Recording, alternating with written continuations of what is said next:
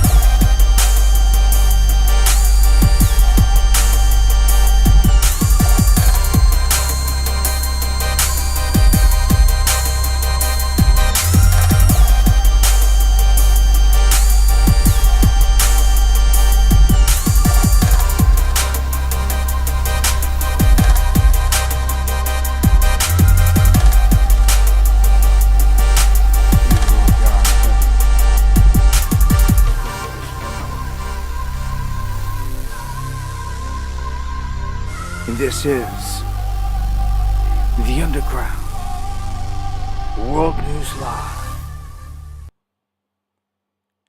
Back at you for this March 24th, 2025. Let's get a mic check right at the gate. Raymond, quick with it. Thank you. Sapphire, much love. Boomer, Geo, John Boy, Gunther, Hector, Susie. Bones in the house. Minx, E. Fitz, Deanne. I want to thank everybody out there that shares the stream. Tacos, Tooge, Kev Bar. Appreciate it to the fullest. Daily Survival, Esbert, Fry Guy, Lone Warrior. Good to see everybody. Hope everybody's doing good. Yeah, we got plenty to talk about, as always. Sheepdog in the house. Everybody checking in from all over. Ohio, Carolina, just all over. Once I name one, everybody starts popping off. So, just want to let everybody know, much love. I looked down and seen love as I said it. Lone Warrior put the asterisk and put love, and I looked down and seen love as I said it. That's a synchronicity. It's a good sign. Get things started here. Go back in the house. Much love. Starting off with the amazing sky shot. If you guys got anything you want me to report on, speak on, anything like that, dabu7@yahoo.com is the email. I try my best to get through it and to cover stuff to add it to the show especially if you guys got something that's on point with all the stuff that we cover here. And please send me a little bit of information. Don't just send me a link. You can send links. Just send me a little bit of information on it, on what it is, because I don't just go clicking on random links. Just tell me a little bit about what's going on. And an RIP here to boxing legend George Foreman. He's got like 10 sons, all named George or something crazy. Yeah. He's passed away here at 76. Guess he was fighting a few things. I mean, once you get to that age. But yeah, wanted to give a shout out to him. They're at the gate. Nestle has a recall. I think last time that I ran this was when I covered a recall, it was Chomps.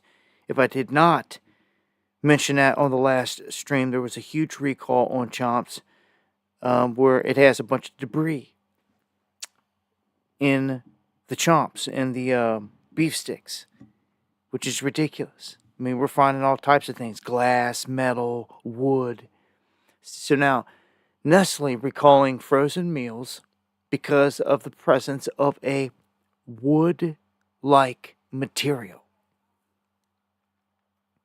So the Virginia-based Nestle USA recalling multiple frozen food items over concerns about foreign material contaminating the food and causing a potential choking hazard. So, I mean, how is this stuff getting in there? For real. Like, where's this stuff being processed at? Is nobody overseeing this stuff? They should take this stuff like serious, especially when it comes to food. But it makes you question everything about it then. Like, if you're going to allow somehow wood could have been swept up off the floor, who knows? I mean, how's it getting in there? What's going on with the food itself? How good is it? But lean cuisine, as you can see here, being controlled by Nestle. If you guys don't know, yeah, that's the name of the game. I've been covering this stuff for quite a while, and this isn't the first time we've seen wood in the food. We've had chicken nugget recalls, chicken tender recalls, things like that. Meals like this, canned food. It just makes you wonder, how's it getting in there? Like, to this degree. Like, and if it can get in that easily, do you really want to be eating it? I just don't trust much of anything out there these days. I mean, you drive into a city and try to take your pick of some food, and it's like you can just X off all the ones that got like a big sign right in downtown, like Wendy's, McDonald's, Burger King's, all the fast food joints just out the window. They're like not even an option to me. All of them, like, unless there's like a mom and pop shop, that's a place that I look for anytime I'm in a town for some good home cooking, some non-GMO home cooking. I just don't know what they're serving these days in most of these restaurants. I said it before. I don't know what it is in McDonald's. I don't know what's in their meat. I really don't. I can't attest it. Maybe someone needs to have it tested. Straight up, just put the results out there. It's not a bad idea. Maybe someone should go around and grab a burger from every place and have it tested. I think we'd be shocked at the results. I think it'd go viral. I think it'd be shocking. The different types of animal or just DNA and the different stuff that shows up in it. Anyhow, wood-like material in your lean cuisine, if that's how you like it. And a heads up here for folks in Kansas. If anyone's going to go to the state capital here soon, you might run into some cult members. You've got an organization called the Satanic Grotto. You're trying to flex. Most of the time when I see this, it comes down to, freedom of religion, of expression, of speech, and all that. And that's how they get away with posting, Baphomet statues, standing there with children in, I think it was the Oklahoma building. Now it's in Kansas. And just days before Easter, this group, Satanic Grotto, is going to hold black mass in a ritual inside the state capitol. So, look, people are oblivious to the spiritual nature of this life, and it's got to stop. It's very real. The spirit realm is very real. The more that you understand this and how this whole thing operates, the better off I believe you would be. But you can't just let this go. You can't just say, oh, it's freedom of expression, they're going in here. You can't just let this go. Unless you want some negative things to end up happening. Because they're going in there conducting a negative ritual that could open up a portal, open up a window, let an entity in. They could do a number of things. They could erect a statue, which would serve as the embodiment of an evil spirit. Minx, thank you for the coffee. Much love. Appreciate it. I'm just not down with it. I'm not down with all this bad stuff, evil stuff, the satanic stuff. You can have your opinions and things like that, but a lot of these things come with sacrifice and blood and things like that. Dark energy, negative energies, of which I, for one, don't want to be around. So, what happens to all the people that just so happen the very next day to come walking through the doors of this Capitol to go do their business, do whatever, and they've got to pass through all this energy now. They got to deal with something that's been set up in the atmosphere that you can't see. You can feel it. And it's there. But I don't agree with none of this because, again, it can open a window. The jinn can attach to anyone that's susceptible. Who knows what kind of spell they're going to put down. I mean, they don't do this for nothing. So a massive ritual and a spell taking place inside the building. So I just... You got to look at the people that are allowing this, giving all this stuff the green light, if you ask me. And it's just the organization Satanic Grotto is going to be setting up shop at the Capitol.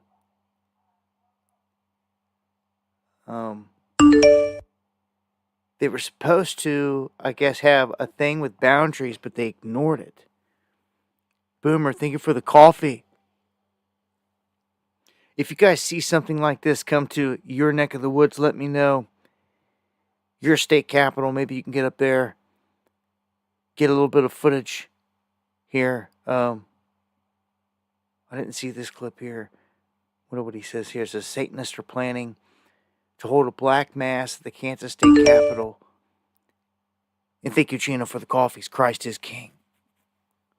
He's openly promoting the opportunity to blaspheme Christ and worship Satan. See, this is the thing. When you it's that right there. It's when you start attacking others and blaspheming others, and that's exactly what it's leading to. Founder and president of the Satanic Grotto is speaking exclusively with our Kansas Capitol Bureau. He says his group will host their ritual in the Capitol building, even if it means getting arrested by Capitol Police. Stewart says it's an act of defiance and rebellion, one of the core themes in Satanism. What are you hoping they take away from this black mass? I'm hoping that our legislature remembers that Kansas is a diverse group of people with diverse needs and wants and stops placating to just the largest demographic of religious people. Stewart says they're protesting oppression, those who have imposed their religion on them and have failed them. I've never been to a black mass. For people who don't know, how could you describe this? We are going to observe certain rules that preclude certain things from what we would do in private. Ours tend to be a little more body, a little more ruckus, smoke and mirrors and fun. We can't make any messes here. We can't do a lot of things. So what we're going to do is heavily lean into what I call the 4 blasphemies, kind of representing an alternate to the Stations of the Cross. Stewart says religion has taken center stage in some debates at the State House, like abortion. Catholic groups have advocated for more restrictions on abortions in the state. But in 2022, Kansas voters decided to uphold abortion rights in the state's constitution. If there are Catholics here fighting against abortion rights, which Kansas has decidingly and overwhelmingly voted for, then I will use those same mechanisms to speak back. Then would you argue that religion has somehow infiltrated the State House, not just, national politics, and for that reason you're using it as a way to combat what you're seeing here through legislation? I think that is a great way to summarize that. Now, Governor Kelly says she won't allow protests to be made inside the Capitol. The governor issuing this statement tonight, saying in part there are more constraints. Oh, Satan got him a smooth talker up there. It's a great way to summarize. I don't think so. Like, these people kick rocks. He's like, we can't get messy there. We can't get messy. Like, who you kidding? You can't sacrifice and have blood and adrenochrome all over the place and all this. Like, this is ridiculous. Again, this is the situation. Thank you, Minx, Boomer, Gina. If you guys see something like this in your neck of the woods, man, stand up, say something, do something. Don't just sit there and allow the devils to move right on in. Somebody's got to do something. If somebody doesn't make a stand, this is what you're leaving your children to deal with. Are they going to stand a chance?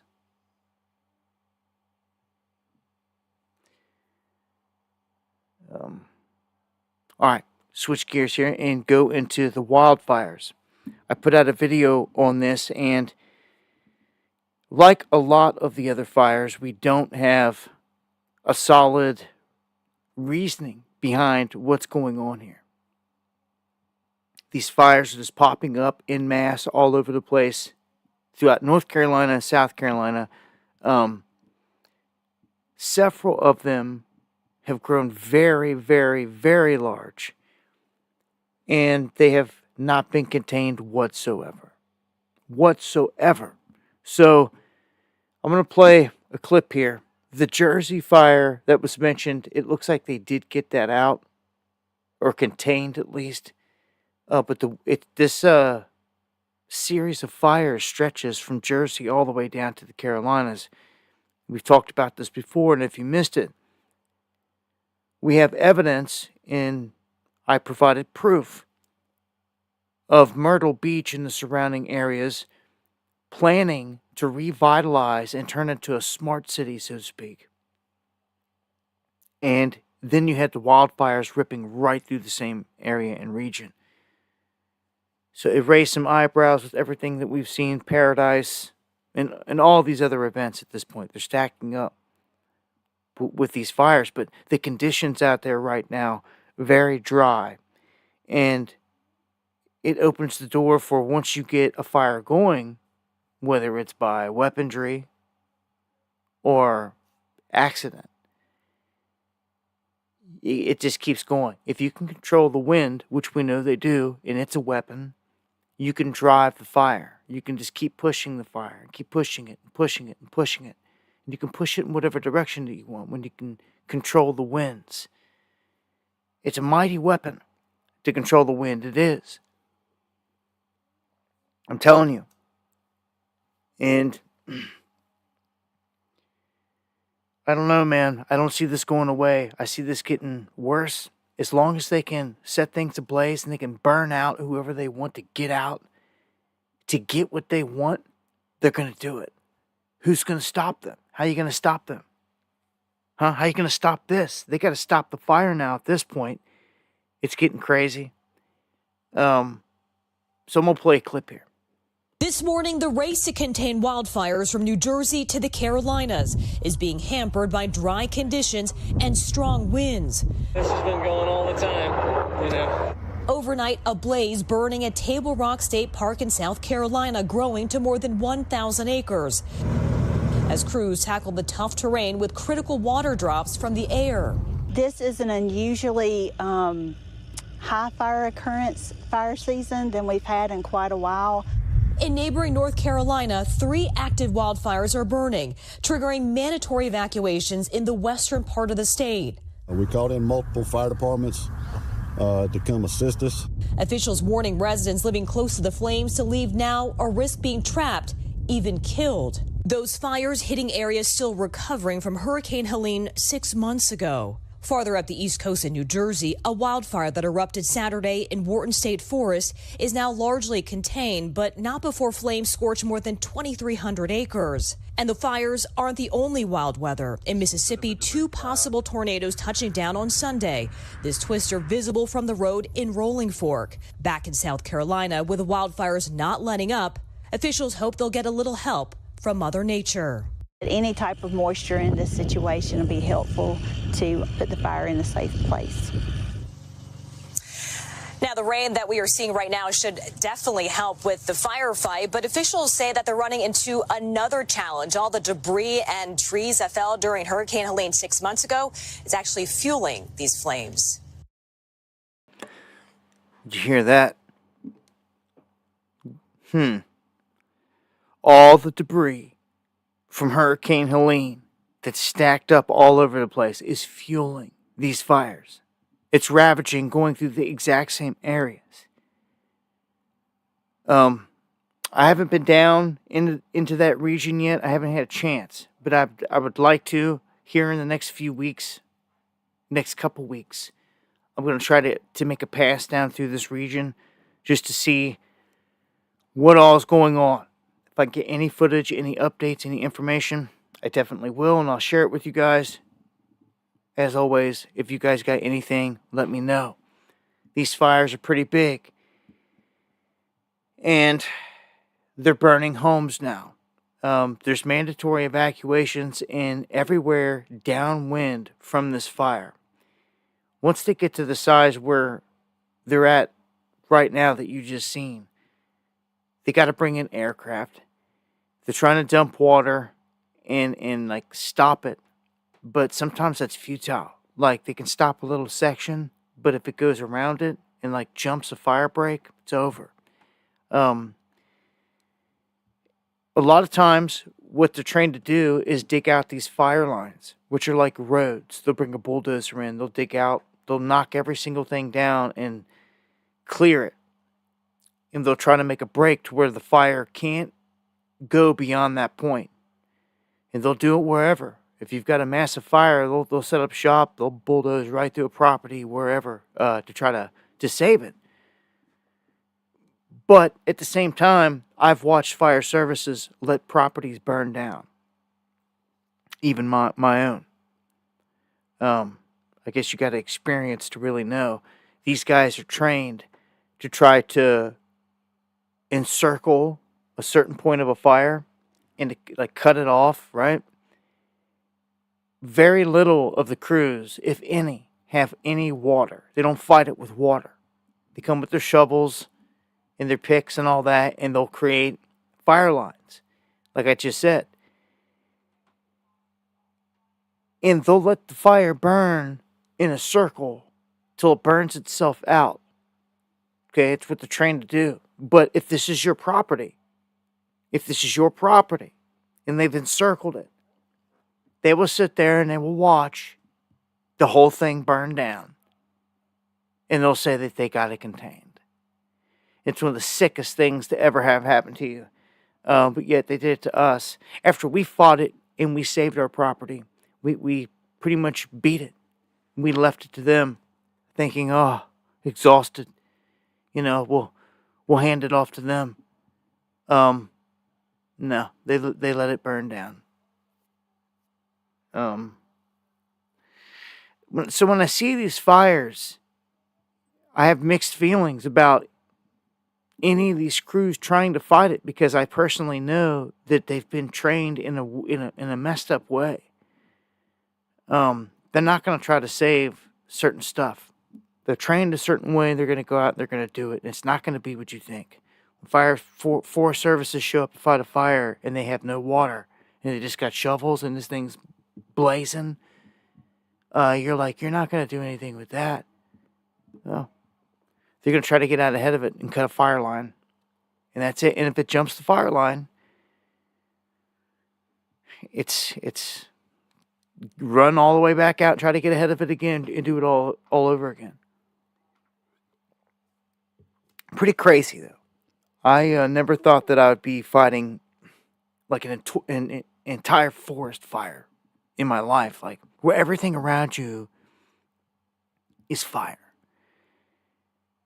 It's crazy. I had to dive through certain areas and like dive and roll and like roll down the mountain just to get through it. It was crazy, wild experience. I don't wish it on anybody, but look, North Carolina still reeling. Asheville, that whole region, they got rocked by Helene, still reeling. People in tents, and now you're telling me a wildfire's coming over the ridge? They need help, they need prayers. I ask the Most High in heaven to help them. Anyone else calling upon him, they need help big time. I wish I had the means. I'd make an example out of this whole situation. It would have done happened. Like if I was someone like Elon, like there wouldn't be a soul sitting down there in a tent anywhere. You kidding me? But that shows you'll tell them by the fruits.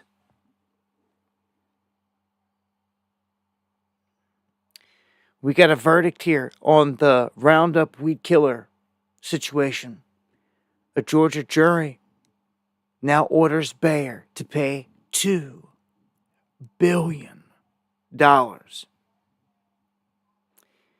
And they're not liking this one bit. So, Bayer falling and trading after the Georgia jury ordered Monsanto's parent company to pay $2.1 billion in damages to a man who claimed the company's Roundup weed killer caused his cancer. So late Friday, the state court of Cobb County, Georgia, reached a new verdict in favor of the plaintiff. This is huge. This is absolutely huge. John Barnes, who filed a lawsuit against Monsanto in 2021. If you know anything about me in years past, especially when I was living up right around Cincinnati, anytime a March Against Monsanto event came through, we were at it. We were marching the streets. I was filming it, live streaming, whether YouTube, Ustream, or whatever was popular back then. We were all over Monsanto, and I'll stay. Anytime I got a chance to march against Monsanto, I will. I always join those events. Even took it and put it in a music video, Power to the People. Me and Scotty, Fry Guy out there, Cincinnati, downtown, last time they came through, grabbed all that footage, and people were marching against Monsanto. It's a good feeling because it was a righteous march. It wasn't, BLM or any of this other crap. It was a righteous march of people rolling against Monsanto, against the beast and the corporations. So this is a big win. This sets it in stone that, a court finds that they're guilty and they owe somebody money because they believe that their Roundup weed killer has caused the C word.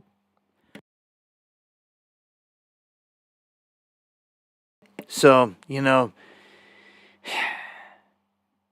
Bayer acquired Monsanto in 2018, and since then it's been just fighting all these lawsuits against glyphosate. I can't believe they bought them and even snatched it up. Like, who would have touched that with a 10-yard stick? Like, it's a win, though. You got to take them where you can get them. We all know that this glyphosate is bad news. I know of people throughout the years who've lost their lives. A lot of good men that like to tend to their yards and keep it looking nice and all that, they got their life cut short because they got cancer because they were out there messing with these products, and nowhere on it was it saying the harm. Was it saying the danger? You know. Just like that powder women would be putting on themselves for years. All these years. It's like baby powder or whatever, and they come out and try to say that it caused cancer. Like all these things cause cancer. Can't trust nothing out here. Like, we're a big petri dish. They're experimenting on us, is how I feel. Anyhow, this is a win on the books in terms of more people should be able to take them to court and sue them and win. Thank you for the coffee, Gina. It is, indeed. Eyes to the skies. It comes like a thief in the night. Keep it pushing here. U.S. consumers continue to melt down. And look, it's on Trump's watch now. So anyone from the Biden regime, administration, whatever, they're going to say, all right, it's Trump now. If this whole thing comes crashing down, it's his fault. You can't really say that. I mean, you got to give, we're still feeling the repercussions from the Biden regime without a doubt. Like, Trump's barely had any time on the clock, love him or hate him. At this point, you got to be fair about it, fair and balanced. He's had little to no time to really change a whole lot of things to where you're going to feel it. I'm going to be honest with you. Trump's actually came in and compounded the issue and made it worse with tariffs. Because with the tariffs, depending on what you're buying, it's going to affect the consumer. And the everyday consumer just doesn't realize this. You know, they see the tariffs are thrown on all these countries and they're like, oh well, it's going to make us stronger. Well, no, it's going to make your dollar a whole lot weaker. Or it's going to make your pocketbook a whole lot lighter. Let's just put it that way. Your bank account a whole lot smaller. Yeah, so, look, inflation, they hammered us. As Biden, was going out the door, they hammered us. They didn't care. And now they're talking recession all over the place. It's like the new thing. They're talking about it en masse. It's not like a once a month thing anymore. It's like every couple days. Definitely every week. I'm going to play a clip here. Yeah, thanks for having me on again, Greg. Yeah, we published a report on Jan 9th, and coincidentally, interest rate on the 30-year and 10-year yields peaked and started going down. So we weren't expecting the weakness to start showing up in the bond yield curve this quick, but it is. The long end of the curve is expecting a slowing economy, and we're starting to get early signs of this. And again, it's a process. It's not going to happen overnight. As we roll through the year, this will become more apparent. And it's basically an unwinding of the unsustainable economic policies that were going on under the Biden administration, which were twofold: government hiring and illegal immigration. That was a huge part of the deficit spending that we did. And also there were some statistical malfeasance, bureaucratic incompetence, or outright fraud in the jobs numbers. So the economy wasn't as strong as people thought. Trump's mandate is to stop the illegal immigrants from coming in, deporting them, and also he's cutting government spending. And we've learned recently with the DOGE investigation, the funding of the NGO system, and that is also going to probably work its way through the economy as Trump continues to look at that. So government expenditures that are shut off immediately impact the economy. So we're starting to see some signs. I mean, you had Elon Musk on with Ted Cruz saying that. All right. And I just wanted to run that as an update for the economic outlook there, and so you could hear, as he just stated, that we're still reeling from everything coming from the Biden regime, and he said a fraud in terms of the jobs numbers. Well, it was an absolute lie, and they've been exposed. Like, they should go to jail for that. They were putting out 100% lies, 100% false data, like saying all the jobs numbers were one thing when they got out of there and they were able to see and tally the real deal, they were like, no, they lied completely. Like, man, if all these people are getting their pardons taken away, everybody should just get smoked at this point. I want to start to see people go to jail. Tonight when I put out the stream, I shared an image. It was a Pepe the Frog, and he was looking like, oh, look, it's that time again, and no one's gone to jail. Yeah, it's true. It's true. No one's gone to jail. And it's how long are they going to sit here and talk? Because if they're sitting there talking to the camera and telling you stuff, then it's all put on a show. If they really want someone, they go and they arrest them. You end up hearing they're arrested, they've been taken down, all that stuff. But I don't trust the establishment.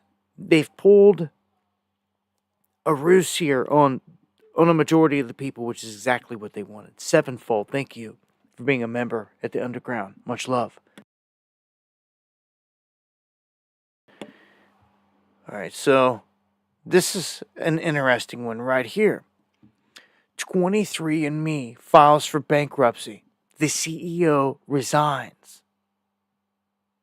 Okay, we've got a lot of places that have gone bankrupt, right? And this continues, but this is more than that. Okay, this is America's DNA database. And I've always told you that this is way more than what it seems. I don't trust none of these databases. They're by far searching for certain things, certain signatures and bloodlines and all this other stuff. You see, once they can acquire a certain amount of DNA and blood and information off of a certain bloodline, they can target it. They can then create a disease that targets that. But they need it first. They need to know what they're targeting, you see. So now, thanks to this whole thing with 23andMe, where people think, oh, they're figuring out their history, which it should be that simple, but not with these devils. Not with these demons. You think you're going to give them something like your bloodline, your blood, and they're not going to do nefarious things with it? Get out of here. They've been sifting over all this for the longest time, and it's probably had people targeted big time. Even children. Like the seeds of people. Yeah, just because of it. People have no idea what they've opened the door to here. Hey, cloning, everything else that you could think of that goes along with this. You know, when you give someone else your DNA, it's over. And I've said this before. They want to move us into a realm, into a world of biometrics. I want you to always remember this, okay? Always remember this. When they want you to go into biometrics as your password, don't do it. When they want you to use your thumb or your iris and all these things, do not do it. Never do it. Never, ever do it. Okay?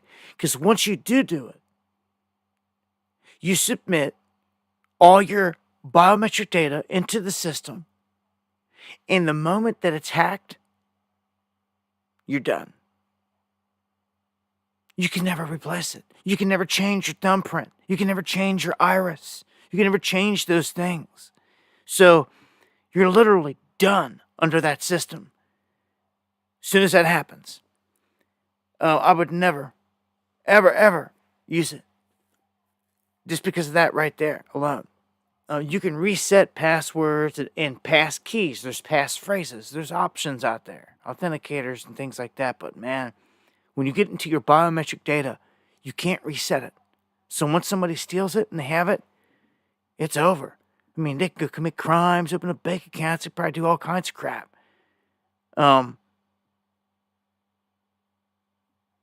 Just saying. So, the fate of all this information is in the hand of the court. And U.S. Bankruptcy Court for the Eastern District of Missouri now takes over this whole thing. So it's in their possession.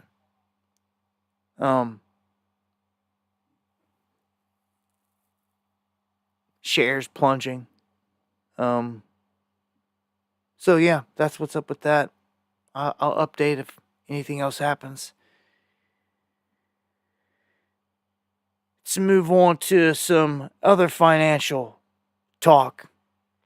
I've long talked about the CBDC. I think CBDC has been worn out. The phrase, the name. I mean, it's incredible to me. The level of magic being used on the populace. And this has got to be one of the prime examples where the whole crowd was saying they don't want a CBDC. So Trump's like, okay, signs an executive order, says he won't do it, and then turns around and gives them blockchain with the other hand and a Trump coin. And they just took it. And they took it. They took it. Sheepdog, thank you for the coffees and the support, man. Love Carolina, too. So, look. Let's get a couple things clear. Because I think there's a lot of confusion out here. And as soon as someone, thinks something's bad, and they don't do enough research or more research on it, and apply common sense and discernment, some bad things can happen. Some weird things can happen. Okay, first off, CBDC. What's bad about it? What's the worst thing about all of it? Blockchain, right? And it's not just the blockchain, because it's just a technology. It's the evil people running it. I can't stress this enough, man. So you get people out there that freak out, and they're like, well, then I'm not doing this, I'm not doing that. Well, and you get people that that think that all this digital stuff is all the same, and it's not. Saying we've already been on digital. We have a point, but it's not the same digital. Okay? So this is my thing. Do you have a bank card? Do you have a credit card? Because most of you do, and you know it. And I don't want to hear no cop-outs on this. You're already being tracked and traced every move you make. Every move. It's already happening. It's already been happening. And I told you before, with your cell phone, you're tracked everywhere, your every move. The combination of them all, and you're already tracked and traced like an animal. You are. And you willingly let it happen. You're not going to change anything up to stop it. Just remember that. But yet, you talk about this, the whole digital transfer. Some people say, well, we're already digital. We've been digital. Well, the difference is the blockchain. It's digital blockchain. And yes, blockchain is different. But it's very simple. It just stores information in a block of time and seals it. And it could be any information. How many cells you've made today. How many calories you've burned. How many patients came into a doctor's office. Everything that happened that day can be logged in a block, and it can be stored. It can be used for great things. But it can also be used for bad things. Especially when you have bad people. Any technology can. It doesn't matter what they roll out. If the bad people are getting their hands on it, they're going to do the bad thing with it. Okay? Very rarely do they do anything good. Okay? So, why were people scared of a CBDC? Because of something that was already happening to them. By and large. Right? Tracked and traced. We are already tracked and traced. Like an animal. I just explained it to you. Between your cell phone and your bank and your debit card, stop making excuses. It's already been happening. They know more about you than you do. In your routine and your schedule. And that's a fact. For 95+% of the people. So, it just is crazy to me that they make such a big roar out of a CBDC and they just accept a Trump coin and buy it. And I'm like scratching my head. Are people this stupid? Really? I'm like having a hard time. Like, it can't be that just that dumb. It's just got to be like high level black magic being used, like on top of maybe some ignorance. How can the whole crowd just do this like this? It's just, you're never gonna get a solid answer, I don't think. Besides what I'm telling you, then it's like it's been an illusion. They were buffaloed, unless someone has the kahunas to actually admit that, which is hard to find these days. And I respect it, but that's what they did here. So, people are starting to talk about CBDC, this and that. All right, you're never going to get it under the Trump administration like that, but he already gave you what they wanted. All right, so now they're pushing on. Like, they don't set the hook and sinker. It's over. It's done. They're pushing on. It's already done, rolled out. It's here. World coin, Trump coin, Melania coin even. They've thrown them all out there. It's here. This is where it's going. Canada. It's not the United States. Canada, obviously, its own entity, its own sovereign entity. They're going to make their own rules and do what they want. It's going to be interesting to see how they play this, because they don't care to call it a CBDC at this point. They make no secrets of its efforts to explore CBDC, going the opposite route of what Trump took here. But I've explained what Trump's done a million times, this magic trick. All right, but the CBDC is going to be a digital dollar controlled by the Bank of Canada. All right, it's already here. It's no different than how they're rolling out stablecoins here. But what they're doing with stablecoins here is they're attaching the US dollar to the stablecoins to make it stronger. They want to make sure that all these projects that are rolled out are connected and pegged to the dollar. That's why U.S. Tether's blowing up huge and will continue to, especially after it passes its audit.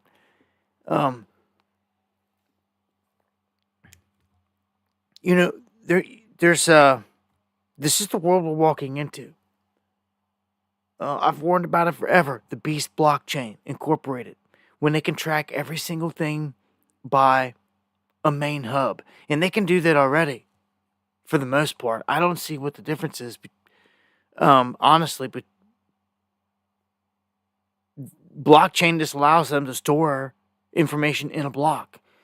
That's the only difference. It's all digital and it's all trackable. It's all traceable, and has been to the bank card in your wallet right now.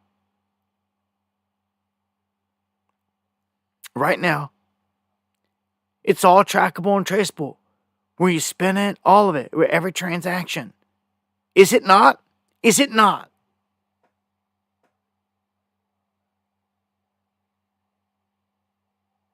It is. So chew on that for a minute. For people who need to marinate on it. Like, you're already there. It's just a crazy thing. People are like so freaked out about something, looking at it from afar. Like the whole CBDC thing. But like, you're already tracked and traced. All your financial stuff's already tracked and traced.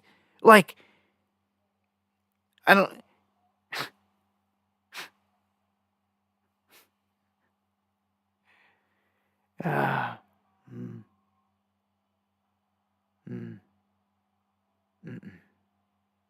There's always an excuse to follow, too, when people find out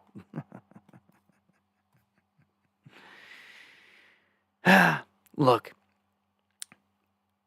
how I see this, straight up, how I view this, because I've been looking at this for a long time, is that, like, you have stocks and you have, let's say, cryptos, so to speak.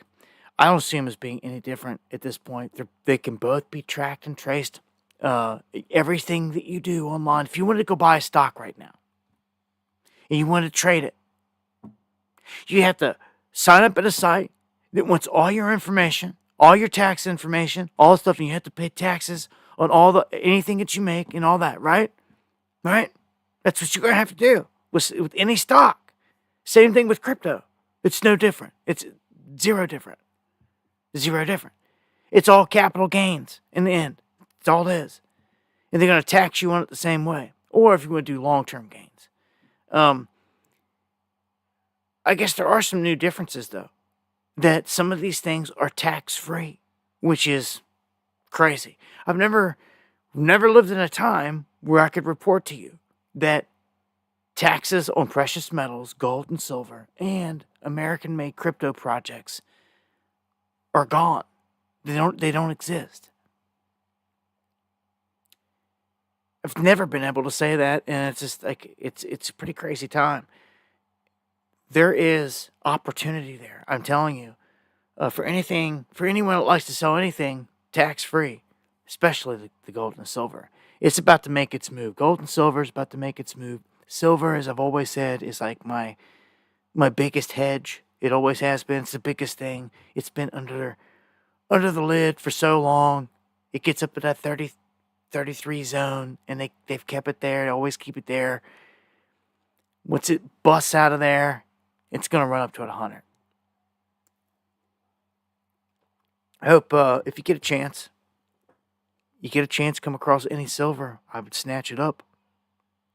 If you guys know of any deals out there, if you know someone trying to sell silver for cheap or something, like, let me know. If you guys ain't going to snatch it up, let me know. Dabu7@yahoo.com. If I can, I'll find someone who can.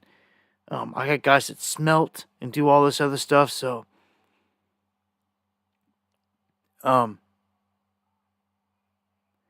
Gisselia says the sale of gold is 28% tax. Maybe where you're sitting and where you live, but a majority of the states now did away with that. Did away with the tax on gold and silver. So it sucks to be in a state that's still doing that. Because my state's one of the latest to do it, to do away with the taxing on gold and silver. It's pretty simple.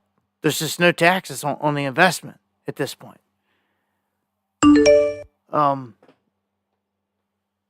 Carrie Ray, thank you for the coffee. Much love. Thank you. Which is huge, man. For everybody that's been in gold and silver for all these years. And it does depend on what you're dealing with out there. I deal with 9999, like the purest of both silver and gold. Because I'm melting it down and just for what it would be for. I use the finest. And I got a smelter because we're going to get to the finest. Even if you've got like low-grade silver, partial silver, we'll melt everything down, get the impurities out of it until we get down to the fine, the pure. And that's what's worth something. Don't go paying a lot of money for junk silver that really has a lot of impurities in it. Make sure you're thinking about how much silver can actually be in it. So, I've said it before. I would love to launch a righteous stock, crypto, whatever it is. Because to me, again, it's all the same thing. The honest way. If you're doing something honest, what do you have to worry about anything? The biggest fear that I always put out for anyone was a tax trap. Like, don't get caught in a tax trap, especially with crypto. Don't do it. Don't go, because they wouldn't make it clear. Well, now it's pretty clear. American-made projects are tax-free and all that is what they're saying. So any one of you Americans that make a project, if you invest in it, it should be tax-free. On the words of Eric Trump, the Don Juan head of all the crypto crap now. So that's something to think about. People could create something, an investment, and invest in it over time. Watch it grow. Cash out whenever you want, and when you do, it's tax-free. I mean, that's, again, I've never been able to say things like that. That's why it sounds exciting to me. I'd love to do one just because it's us. And it's our chance to do it honest. Do something honest. Do an honest, stock or whatever. This represents the underground, the people, a utility. And at some point, what you're going to see here is it doesn't matter what currency it is. It could be the Chinese, the Russian, the Mexican, the American. It could be different cryptos. you're going to be able to just go and use a phone and pay with whatever currency for whatever the price is. It's just, they're all going to be able to be convertible. It's all going to be convertible. They'll all convert. Doesn't matter what it is. And it just shows you that it's all the same thing. In the digital realm, digital money is digital money. Period. It is. And I'm warning you, there's a huge event coming where all these same people that rejected the CBDC and then went and bought the blockchain Trump coin, they're going to turn around when they can't get their money out of the bank, and they're going to fall for this event that's coming. They're going to jump over to a stable coin. It's that simple. They're going to jump over and use a stable coin. I'm telling you right now, I don't know when, I don't have a crystal ball, but it's about to be played. It may happen after Tether passes his audit, because once it does, they know that it's 100%. It's backed by everything that it says it is, and that means that they will definitely use Tether to send to anyone and everyone. Everyone would trust using it because it's backed by, it passed its audit. All of its billions it says it has, and backing it has. So what they'll do is they'll send everybody Tether, so to speak. It's a digital dollar, is what it is. It doesn't matter what you call it. It could be the PayPal dollar. It doesn't matter. It doesn't matter. It does not matter. It's all the same damn thing. It leads to the same place. That's why I urge people to at least take the time to understand this technology and what's happening right now. If you don't like it, this and that, well, that's fine. Like, at least understand what it is and what's going on here. Don't just scoff at it and turn around and run the other way and like take in no knowledge of what's really going on. That's stupid. I hate it when people do that. Like, people are like, I'm going to pass on crypto. It's like, okay, I get it, but why? And they can't even give me a valid reason why. They hear of these things, but what have you heard about it? You've heard what? You've heard everything that I've said and been saying for years. I've given you the good, the bad, and the ugly. Of all of it, it's the truth of it. And the fact is, you're already on digital money. Your bank card, your credit cards, every transaction that you do, it's all tracked and traced. And again, your cell phone in your pocket, the combination, you're already tracked like a rat. And people are sitting here, it's like, did they even stop to think about this? Like, they're sitting there worried about something it's already happened to them. Like, I get it. Trust me, I get it. I've been telling you since 2017 about the Beast blockchain, but it's like, I can't call it hypocritical. What is it? Like, it's just, it's crazy. The things they're sitting there bitching about that they fearing about, they've already accepted. It's black magic. So, gold. This is where it's at. This is the real money. It's what you can hold in your hand. This is what I prefer over anything, gold and silver, obviously. But this shows right here the amount of gold, allegedly, that everybody holds globally. Every square is a pallet. Fort Knox holds this area up here in the United States surrounded by white. That's what it's supposed to. 4.1 out of 8.1 tons that the U.S. holds. You can see China is here right behind us, then Switzerland, then India, then Japan. I'm going to tell you this, though. The game changes if that gold's not in Fort Knox. You know, Trump tries to nonchalantly play it off like, I don't know if it's there. I don't think it's there. I'd be surprised if it's there. Maybe 27 tons. I don't know why he said that number, but he did. 27 tons is a weak number. 27 tons. What, one skid? All right, hold on. What's it say? A pallet of 1,190 gold bars, 400 troy ounces. Each weighs about 14.8 tons. Okay, so A skid and a half. Skid and a half of gold is all he's expecting to be in there. Why would he say that? You don't think Donald Trump doesn't know? You think he's gone to bed and had sleepless nights over this? Wondering? Get out of here. Like, this dude knows. Just like he knows everything else. He's an actor. He's playing the crowd. And remember, they're on camera left and right saying that they're supposed to be going to Fort Knox with cameras, auditing it, all of it. Since then, it's been crickets. And since then, record amounts of gold have been being shipped into the country. So much so that COMEX shut everything down.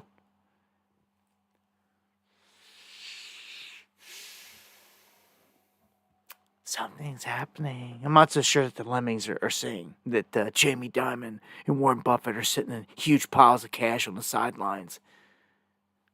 Sitting there salivating. Yeah. The crowd doesn't see what's coming. They're about to get hit.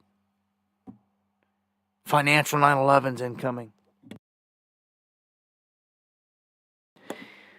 I think that this is big. I think you don't let it drift away. This is actually huge. This is like our money. This is the people's money. And you haven't been able to hold account for it all of our lives. Like, get out of here. Now he's teasing it. Just like he teased JFK. Just like he teased all this stuff and then throw you some crap. Like, I can't help but think that this has huge implications if it's missing. It's just another day. If it's there, oh yeah, cool. Shiny some gold. Everybody gets to see it. And they could even put on a show and show you some whatever. They can show you whatever. CGI these days and all the fakery. But what's the most explosive and game-changing would be if it's not there. And if you're going to wait like next week and they come out and they tell you this and they think this whole time they did not know, it's just insane. But the lemmings will buy it. The sheep will buy it. They'll take it.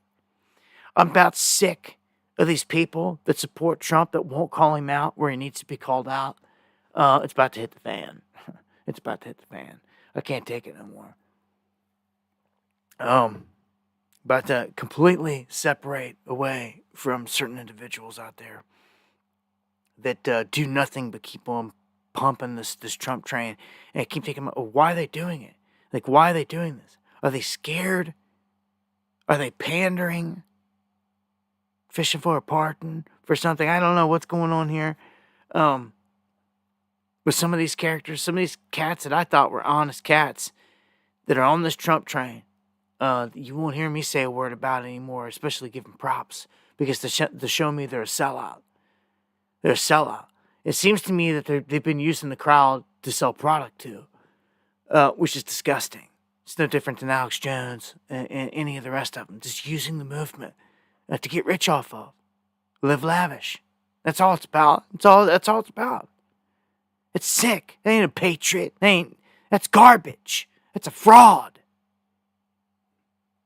It's a fraud.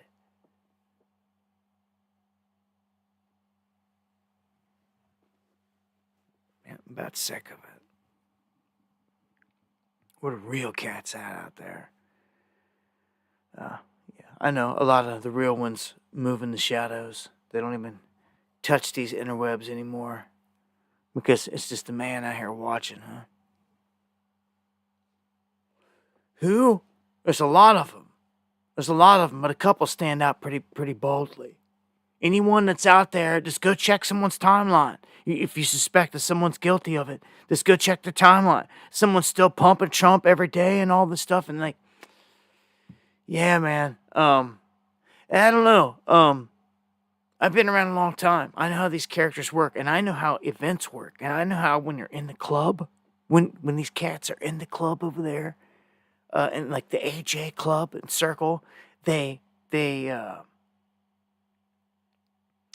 events that happen that involve multiple people, and they're always geared toward attracting attention, no matter what it is. And these guys have become masters at doing this. It's fakery. It's fakery. It's all for attention. Yeah.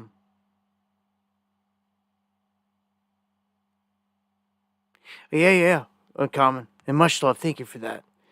Unfortunately. Well, we got like a lot of things to worry about. You got to worry about your own government, factions of it, the dark factions that want to come after you, track you, trace you, lie to you. And then you got to worry about other governments that want to do the same. Other governments that may just want to kill you. Yeah. I don't think the CCP has good intentions for anything here. We got someone out there hacking places all over, and you know this. It's largely China. They're embedded in everything. And if there's going to be some kind of disruption, a cyber attack, or anything like that, I could see them pointing the finger easily at China. All right, this is interesting right here. They're calling this an iPhone moment happening with humanoids. What's a humanoid? Well, it's not a human. It's not a human. It is a robot. It is a humanoid robot. Okay? Now, I've warned you about this. When you've got Kim Kardashian out there pushing this, like this is the new cool thing, you need to have one of these things. You know, cook your breakfast, butter your toast, jog with you like it's doing right here. Be your security and all this other stuff. I don't know what they're dropping on them. Maybe she spent like $1 million. I don't know. But I'm going to tell you, Elon Musk has warehouses like baseball fields full of these things. Football fields of Terminator robots that it's hard for me to believe they're not weaponized. It's just hard for me to believe they're not. And how simple would it be for them to just go and put a weapon built in to all of them's arm? Like Robo-Man or something. Like, I'm not kidding. This is real. If you missed it on the last couple streams, I put a warning out there. And I think that all people need to think about this. Everyone. We've all been conditioned to believe that in the war, in the end, we'd be fighting against humans largely. We just have been. And everybody's stockpile is of bullets that are not going to work on a bunch of these bulletproof Terminator bots that Elon has. They won't even do nothing to them. You can unload clip after clip after clip. You'd be lucky if you knocked a piece of it off. Like these things, it's still going to be coming at you. It doesn't bleed. It doesn't die, so to speak, like that. Like, you're going to have to blow it apart. Like, with these things, obviously, when looking at it militarily, if we're sitting here and I'm like, all right, this thing right here in front of us on the screen, We've seen robots jogging with this person, okay? So what is the key to this whole thing? Well, I'm going to say, first and foremost, if you have a Terminator bot coming at you based on the designs that I'm seeing, and one of these things is running at you, just like this, the hip is what you're going to want to take out. This section right here of the hip, you're going to be able to demobilize this thing. I'll be shooting right there for that, aiming right for the waist, right there. Because if you can snap it, break it, dismantle it, right there, either right there at the skinny joint at like the stomach region, or the legs here, it's going to take it down. I mean, headshots and all that, chest shots, you blowing off an arm and all that, it's really not going to stop it. As long as this thing can still run and walk, and we've seen them, they knock these things down, going up mountains, they get up and they keep going. these things can just they can have a self-detonator involved in them. To where they're kamikaze. Dude, this changes the game of warfare like you've never, ever, ever thought imaginable. I believe here soon it will be rolled out full scale. On the last stream, I unveiled what Ukraine's doing. Because Ukraine can't get men, what did they do? They rolled out robots. They have rolled out robots. It literally begins. They're not these type of robots. But boy, oh boy, we're like almost just like right there. We're like right there. Oh, ran out of men. Well, Ukraine, you should have enough money over there. Like, order up some robots, what they're going to tell them. They'll last like 20 times longer. Blah, blah, blah. They're gonna go over all these details. And you kind of can't argue with them. If you were to send in 1,000 of these things versus 1,000 humans on the other side, I'm going to tell you that the results are probably going to be earth-shattering, frightening.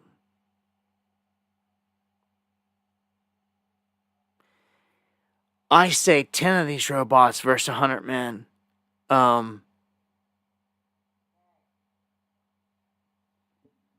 Unless you have the right weaponry.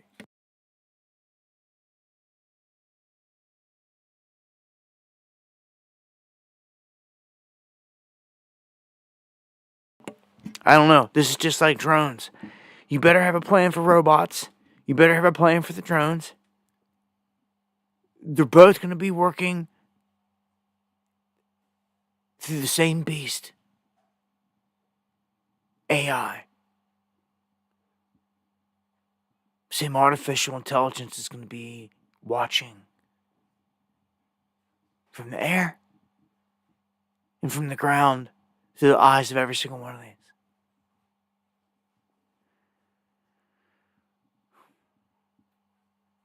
It's how creepy. It made me think of God for a second, and us. How God can watch life through all of our eyes. How he created us. We get this as mimicking it. I'm not so sure the people even understand the level of a threat here. It's just massive. If I seen just one of these things rolling into my town, my neighborhood, like, I'm geeked. Because the average family's not going to stop this thing. It'd probably kill everybody in the house before you had a chance. And say you did dismantle it or whatever. Again, this is AI. It's got all these things. Self-detonation. This is scary. This is scary. Yeah. Yeah, man. And I could see them just dropping these things from, like, they could airdrop them in, parachute them in to anywhere. They could drop them anywhere in the world that they wanted. I also foresee, just because Elon's got the money and, like, why would he not do it? I foresee, it may not even be him, maybe someone else. I foresee, like, Transformers, like, happening. It will be a real thing. Remember me saying it. A vehicle, like maybe it's some kind of cyber motorcycle that you can ride, pull up on, hop off, and the thing stands up, and it's your robot. It's like a Transformer, and he's rolling with you, just like all these are. Why not? John, thank you for the coffees. God bless. I'm telling you, we're like right there. You know, and I called Elon out again. I got to call him out over there like nobody else does. Everybody that goes over to Elon stuff, they pander to him. I call that's just crazy. Or make a stupid comment on the stuff pandering, just wanting to be seen or something. Like, it's pathetic. Grown-ass men who are pandering to other men, like cock riding. I mean, it disgusts me. But yet that's what everybody does over there. That's all anyone does on X. Someone sees another big account, they'll just go, comment just to be seen on it, just to be acknowledged. It's just like, I don't know. It's all disgusting. The ego, the whole ego thing over there, it's ridiculous. It's crazy. What? Optimus Prime, yeah. Yeah. One of these days, man. I'll leave it at this. The whole AI robot thing is top 5 threat for sure. You want to know when you send these things in for real?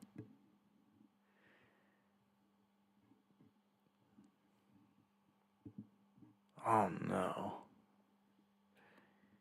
Oh no. No. When do you send these things in? When would you? What would make sense? What kind of situation comes to mind? Or a situation where you can't send in humans? Somebody says, oh, okay. Well, what kind of situation would that be?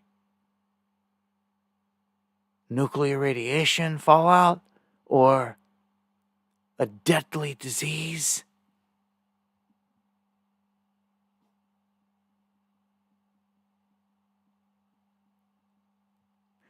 Our replacement is here.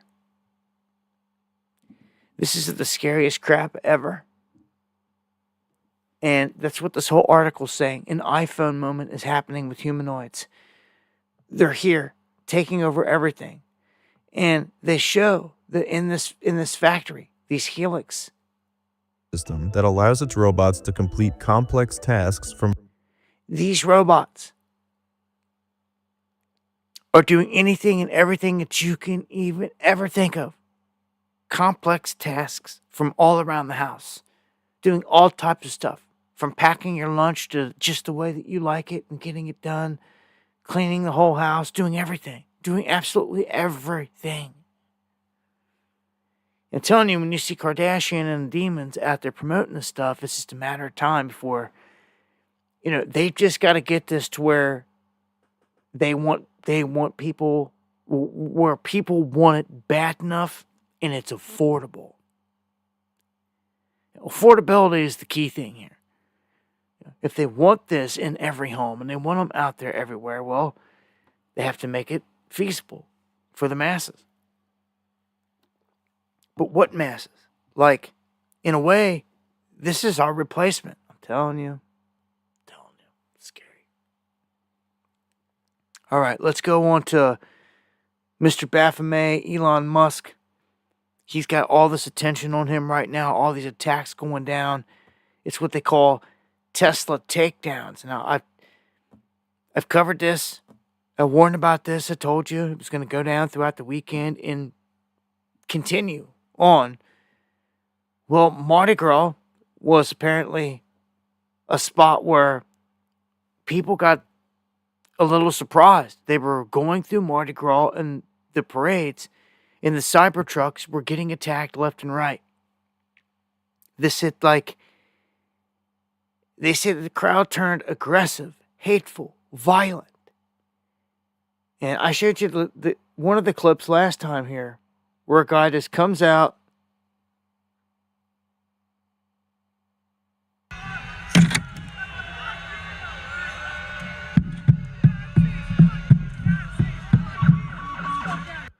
And this apparently happened to a bunch of people down there. Anyone that was in a Tesla vehicle. I mean, this has become something. I'm going to tell you again. I'm lightweight sick of saying it. This is magic. But I got to, because I got to break the spell. You got to see it for what it is. That's how it breaks. They have set a sigil in motion with Elon Musk like you've never seen. And Trump. You thought that Trump was bad. It's kind of crazy. Look, they're trying to top it here with Elon. Straight up. You seen what they tried to call it Trump derangement syndrome, and now they're trying to call it Elon derangement syndrome. But no. Some of these people genuinely just don't like them and can hate them. And they're free to have an opinion. right? But the violence and the threats and all this is where all the trouble comes into play. You have set a moment here where all of a sudden, every single thing that's Tesla out there is now a trigger for violence. Whether it's a charging station someone's driving by, a freaking parade, people are trying to drive down the road, Mardi Gras, they're getting lynched, and it's unlike any other time before. Now, is this going to go away? I don't think so. As long as Elon Musk is in Doge or doing their thing and involved, knee deep and all this stuff and all over, people are going to be doing this. And when it starts to seem like it's the cool thing to do, Dad just went over and pounded on it. Man, it must be cool. Must be okay. And Mom don't have a job because they just fired her and blah, blah, blah. It's created this environment, man. For a long time, they've been searching for a way to get civil war sparked. And boy, oh boy, they're closer than they've ever been. Because, number one, they brought in illegal migrants en masse for years and years and years. And they brought in rapists and killers and all these people that will not assimilate, right? They turn on everyday Americans. That right there is a core of the Civil War, of that right there. But then you take it to another level with the whole Trump hate. Now Elon hate, where the hate for Elon now, again, going to a whole different level. I guess Trump don't have cars out there to get attacked and all this other stuff, although his hotels have been targeted and things like that. But this is different. This is a whole different level. It's been seeded all across the country. Something to hate has. Do you understand? If you have the eyes to see, if you take a step back and you're watching what's happening, someone has set this up. This isn't good. They've set this up for disaster. Destruction. And it's what they want.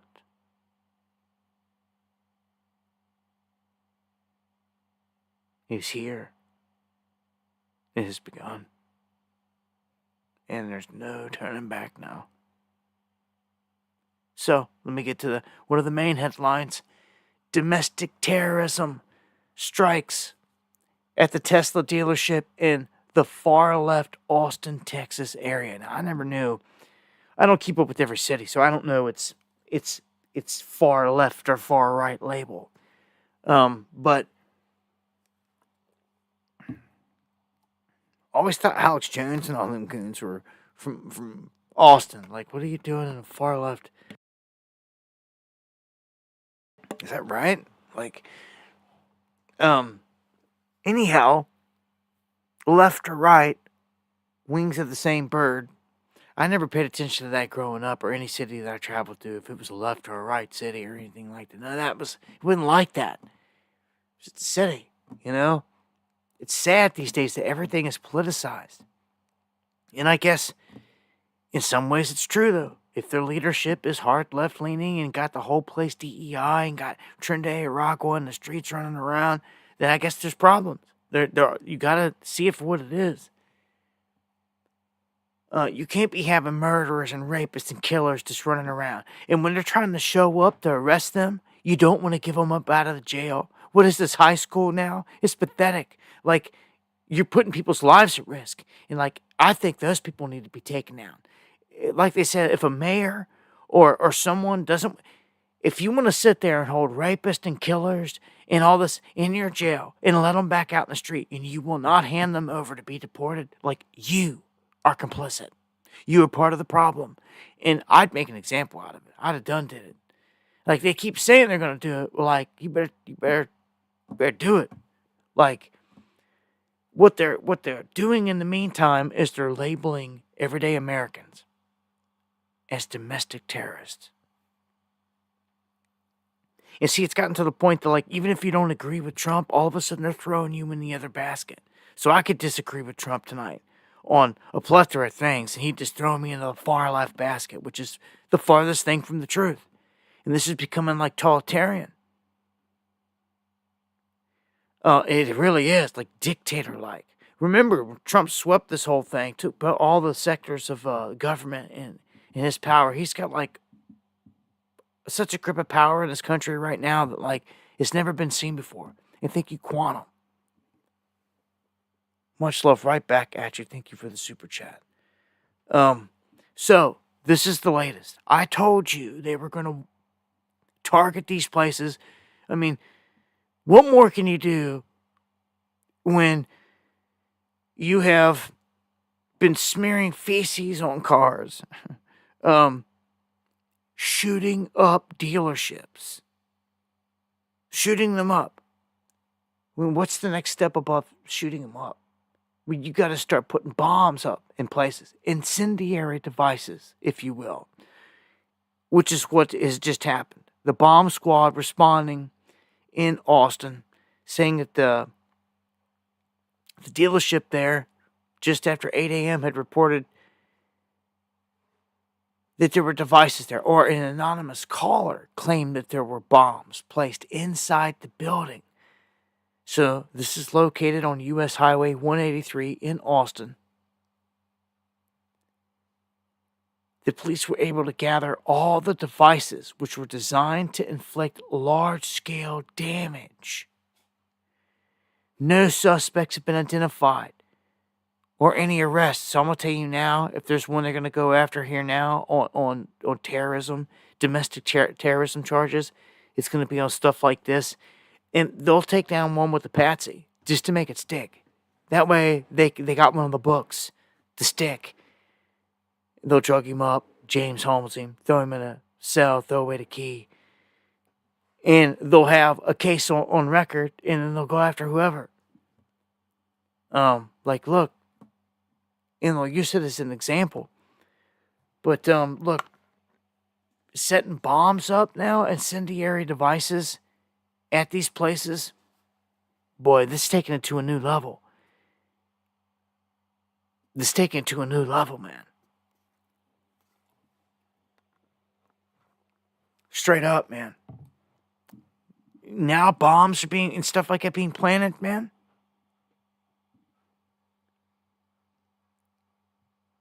Like, your daughter could work here. Or something. You know what I'm saying? Like, anybody you show up for work, walk in the door. And because this is now targeted, people can get blown away.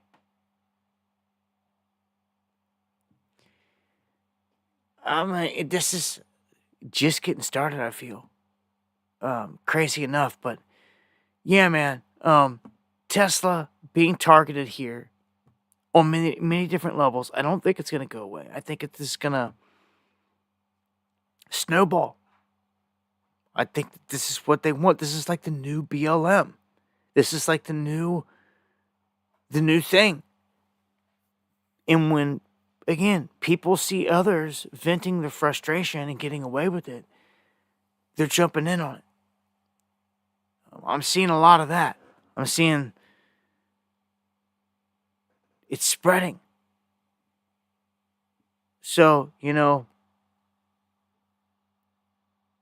got to remember here, when Doge came in and set this whole thing up, they started firing all kinds of people. And I told you, look, all these people that are in it, they're not all left-leaning. They're not all lefters, if you will.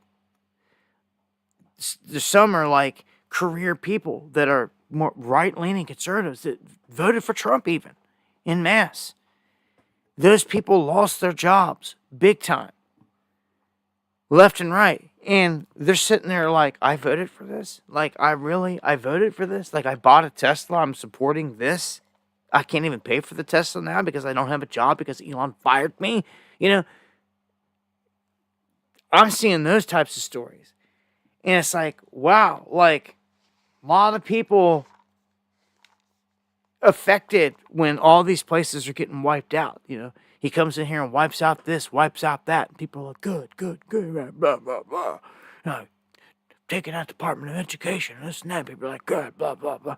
Whatever. But just think of all the jobs that are getting wiped out and the good people, that are affected. Because there are some good people still left out there, I'd like to think, I don't want to give up hope, but I'm hearing it, I'm seeing people at least that they didn't vote for Biden, they voted for Trump, that are like, why is this happening to me? Like, and to be fair, it's like they're being punished for all this crime and all this stuff that's been going on by getting fired, but like no one's going to jail that actually did it, that actually called the shots. It's insane. Domestic terrorism is the new label. It's the new thing. And it's freaky. It's freaky. Yeah, AI, the AI surveillance system is a scary thing. It really is. AI tracking everything. Like, man, this isn't someone like, it's going to pick up things that a human misses all day. It's super scary when it comes to this stuff. AI and the robots, top of the list. Again, we're in crazy times, man. So, people bucking back at these places. I guess my closing statement on the whole Tesla thing here would be very careful and mindful. Seriously, from here on out. Remember when this whole thing sparked? What did they do? This is such a staged thing. What was the very first thing at the beginning of the year that went down? A vehicle exploded. Or whatever. And what was it? The Tesla. Right in front of Trump Hotel, was it? I mean, come on. There's your combination right there. That was like a ritual right there. Setting everything into motion. Now look what it's spiraled into. Places getting shot up and now bombs basically being planted at the place. I see this going further. And man, oh man. Once they label somebody a terrorist, do you know what that means? It means they can kill you.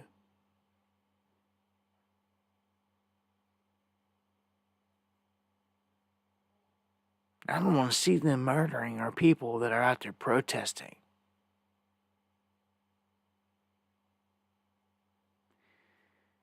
Some are nutcases. Yes, you get nutcases off of both sides, but I'm telling you, every day people have a right to protest, and I feel like it's going to get lost in the mix of this. You got to watch it, man. Again, they've created the label domestic terrorist. Just wait till the right is out there in the streets protesting next time they give you Kamala or Biden or whoever next time around. And you're trying to protest and you're getting shot at and like people are getting killed because you're simply protesting. The beast. You see how that works? I've seen them do this stuff way too long, man. So just when they create these labels and they do these things, man, they're trying to use it against one side. Don't laugh now because it can come back to bite you later. You gotta watch it when they put these things on the books, man. And check this out. Here's something crazy. Tesla has added a new security mode. It's called Sentry Mode to its vehicles. And if you don't know, they've got like this big speaker. It's called a super horn and a speaker. I'm guessing like a bullhorn. And this thing will start to play music at max volume if a threat is detected. So apparently it's not going to play on the inside speakers. So the people on the inside won't have to get their ears blasted off. But if someone's pounding on the outside of the vehicle or doing anything on the outside, music's going to go off super loud as it can, to deter the person. So I don't know how well that's going to work, but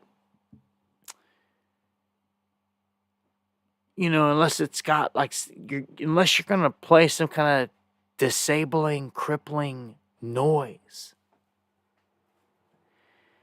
I just don't know how loud music's going to stop somebody from, I don't know. It's a tactic, but I could see some kind of like frequency noise, like a weapon type deal, saying to like, to have them running, covering their ears. But if you're just going to be jamming Metallica, I don't know if that's going to work.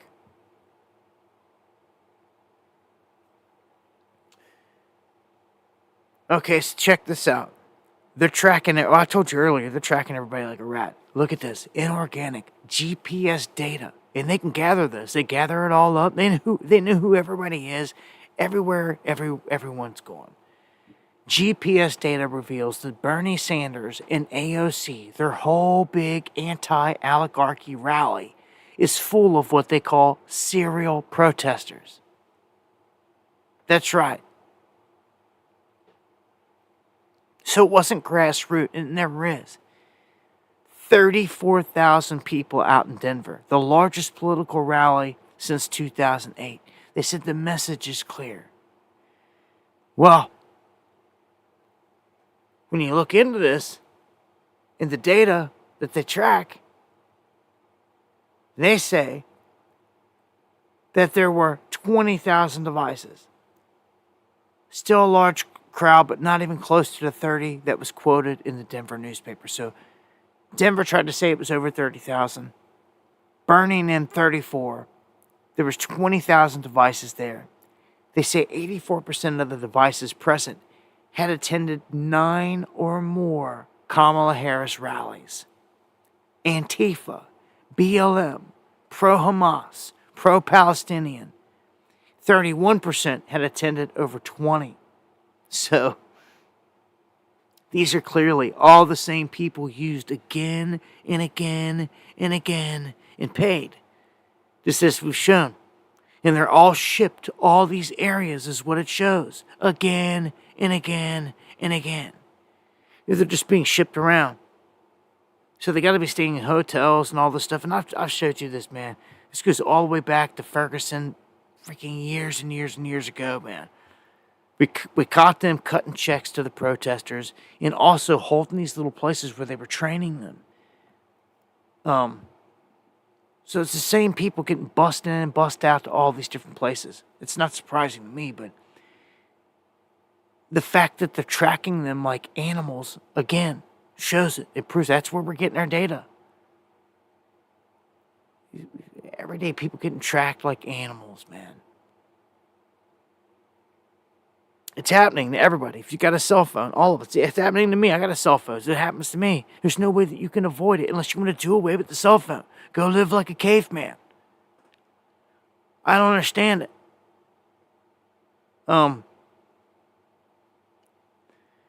Yeah, this whole system's messed up, but like, until they try to force that mark on you, like, it's not that moment in my book. Like, that's the grand play. You know, you can't buy, sell, trade, can't do nothing without that mark, this and that. Like, that's the grand play in the offing. But it ain't there yet. You're all being tracked and traced, and you're already there. We are there. So people are like, that's what I just don't get. People freaking out about some things, but you're already there. For instance, like with the crypto, they're going to be tracked and traced and all this stuff, but you're already there.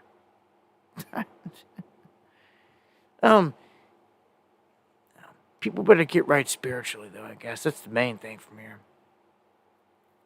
Let's crack into the Barack Obama scandal here real quick. Because this shows that, in my opinion, he's committed crimes. He's guilty. He should go to jail for it. But just because he was a U.S. president, he gets away with it? Like, I'm sick of this crap. Like, if they're guilty and you can prove it, like, charge them. It doesn't matter. What kind of look is it to sit here and know that they are guilty and you're not going to charge them? Same with Biden, Kamala, the Clintons, all of them. Even though they try to come out and say Trump just stripped the security clearance on Hillary and all all this and that crap. Oh, big whoopee-doo. She ain't going to jail. She ain't going to prison. She don't care at this point. As long as she ain't going to jail. Cave. Much love. Thank you for the coffee and the support. So, we know from what they've released thus far that this whole USAID thing was a front. It was like a money laundering front, and they were using USAID to basically fund all their crazy stuff all across the world. All types of different stuff. Wow. Barack Obama has been openly caught in the wide open. How, I don't know what they are thinking. They don't cover their tracks. They didn't think that this was ever going to come out. Or maybe he's just like, no, I'll get pardoned and they will never do nothing to me. This is ridiculous. But this is what happened.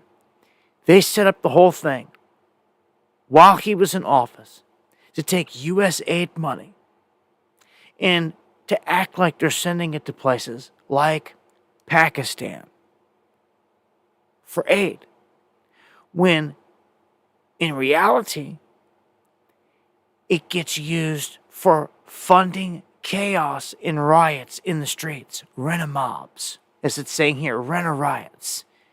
And they've been busted doing it, and it's like open knowledge. And with this open knowledge, I'm like, why can't he go to jail? Okay, but here's the kicker. During Obama's administration, they love to go in and kick up like color revolutions all over the place. I mean, they are what created the crisis in Ukraine right now. They went in and supported Maidan, which ran the elected government out of the country, and then they stole all the gold, and they made what is modern day chaos. They created that whole mess. There. Just like Obama started bombing Libya without any approval from Congress. Started doing it. And went in and killed Gaddafi right there in the streets. In all this. So, Obama acts like he's sending the money there. But what they're really wanting to do is they were wanting to get inside of Cuba. Well, Cuba stopped all social media. All American social media. Why? Rewind back to the Arab Spring. The whole thing with Egypt. How did all that stuff spark and spread? Social media. And they knew it and they used it as a weapon and to their advantage.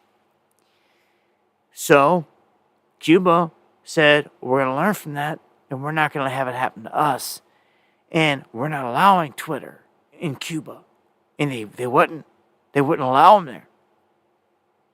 So our CIA had to get creative, and they had to go in, and they had to act like a group from Cuba, grassroots from the inside, and act like there's some group with a humanitarian cause. So they created this website that like warns people of hurricanes coming through and things like that.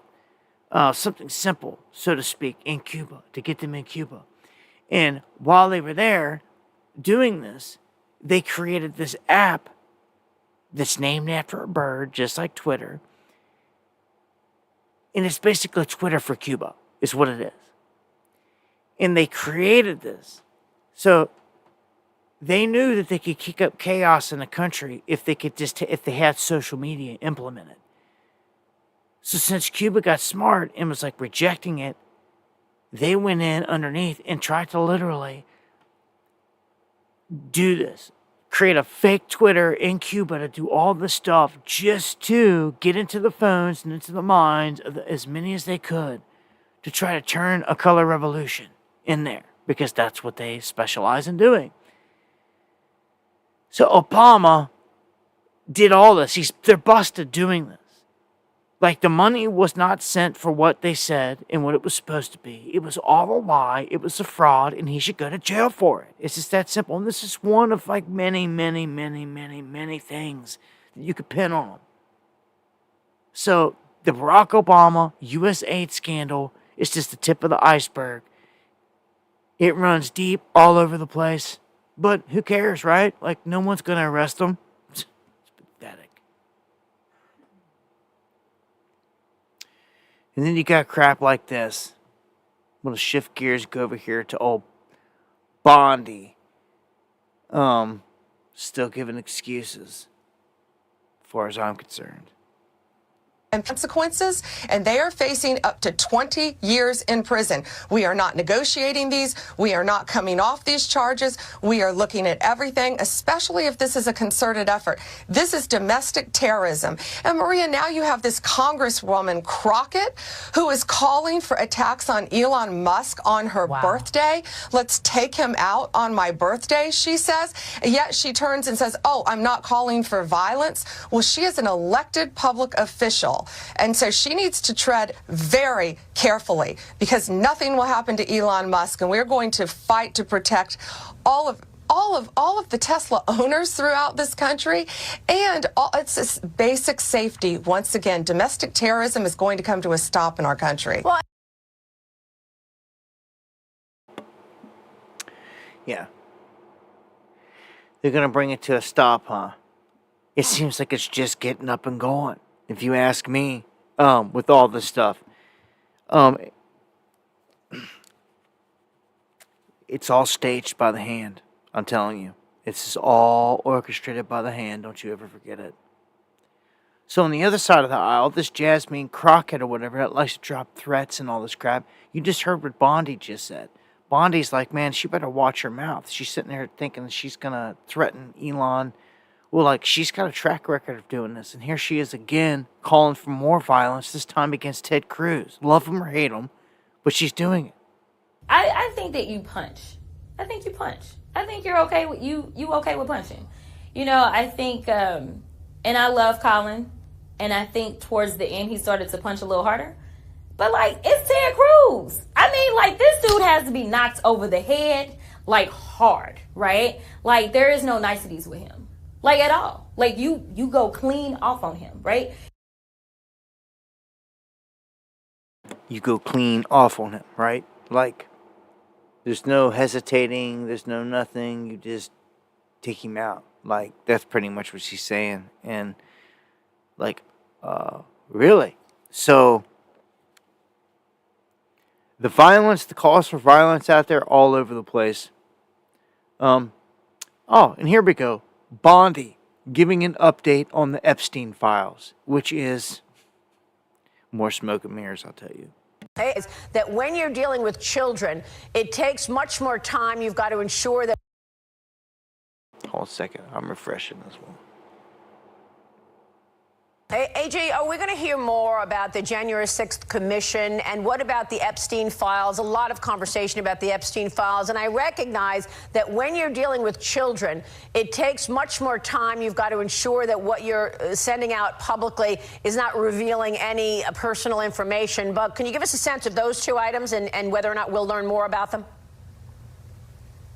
Sure. You're going to hear, all I'll say on January 6th, you're going to hear a lot more about the January 6th Commission in a very good way. And as to Epstein, yes, you're absolutely right, Maria.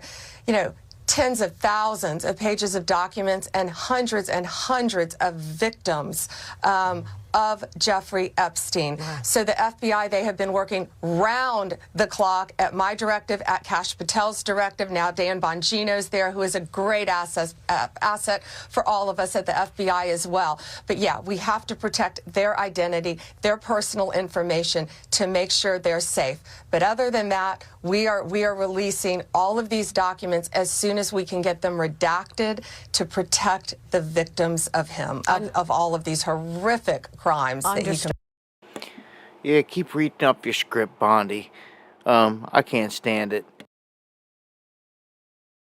I can't stand the fact that every single person that he's put up there are they're all Israel first over America. There was this whole talk of America first and America, but no, that's not what it is.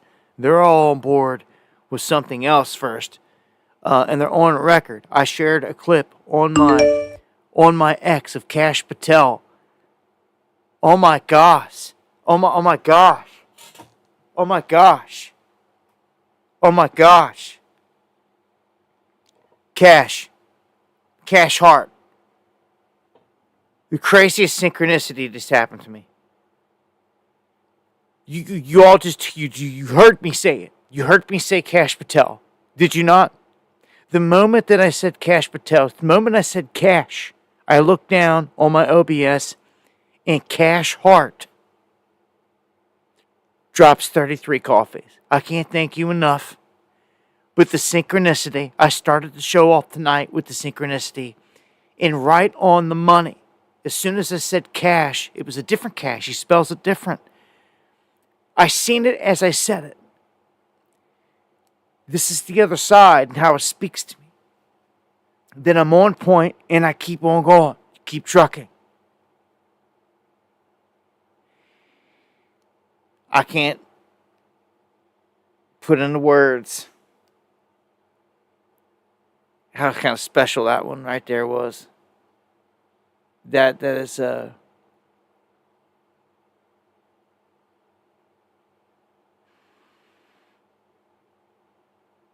it is a God thing. It's the other side. If you don't believe, you're just never going to get it. But I fight this good fight.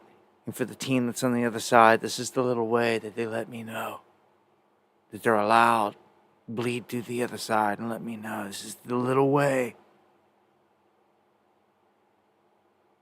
Just like 111, 1111, 222 that we see all the time throughout the day. It's just a way. It's a way of life at this point. It's every day. It's a part of my life. It is the communication. Okay? And you see it. You experience it in real time. That's why I call it out when it happens. It happens all the time. And tonight's been super special because we started the stream off right at the gate with one. And then that one was like the special of special ones. It was just the way it unfolded. It was nuts. This is the real deal. Well, much love.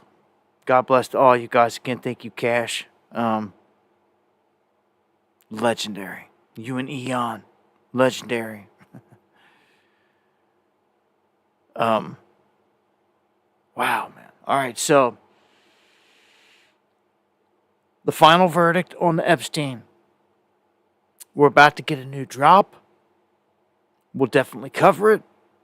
I'm not putting much faith into it. I expect something similar to the JFK release, a flop, and deflection, and all. You know what's crazy? What's the one thing Epstein and JFK, all these five, and 9/11? What do they all have in common? The Mossad.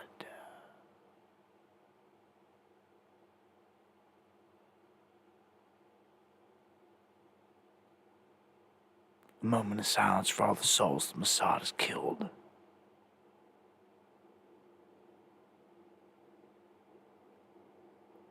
Jason, thank you for the super chat.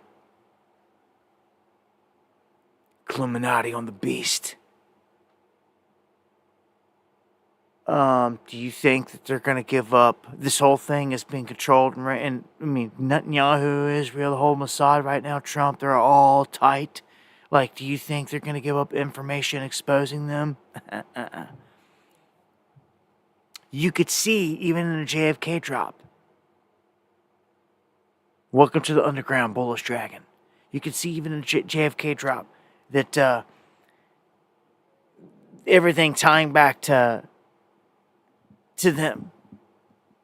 And where they were trying to, even in that one clip, like, I'm down with everything that's in this file except for what's in the brackets and said Israeli Secret Intelligence Service. Okay? The one thing they all want to go out of the way to try to hide the whole time. And the one thing that all places have in common. When you're an investigator, this is called a smoking gun.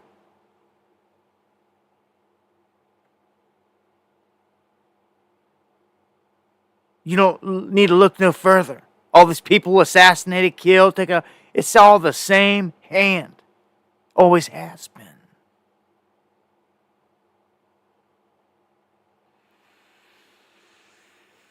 Ain't nothing gonna change, it seems. They have control of all the leadership of everything at this point, and this is getting scary. To implement that mark of the beast, butterfly, they need an event. And to me, it could be a couple different things. The event, I just feel that one of the scariest is the release of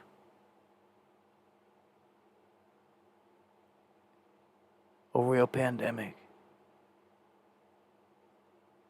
A real one. I'm talking with the high death rate and all that other stuff, man. Like, I don't know. It weighs on me hard all the time. It always has been.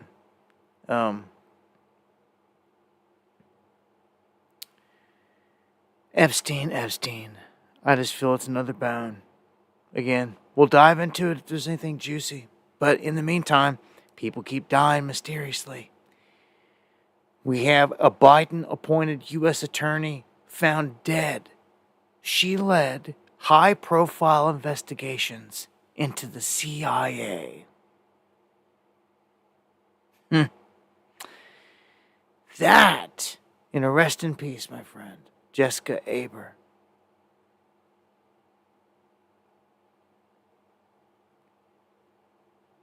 They got her.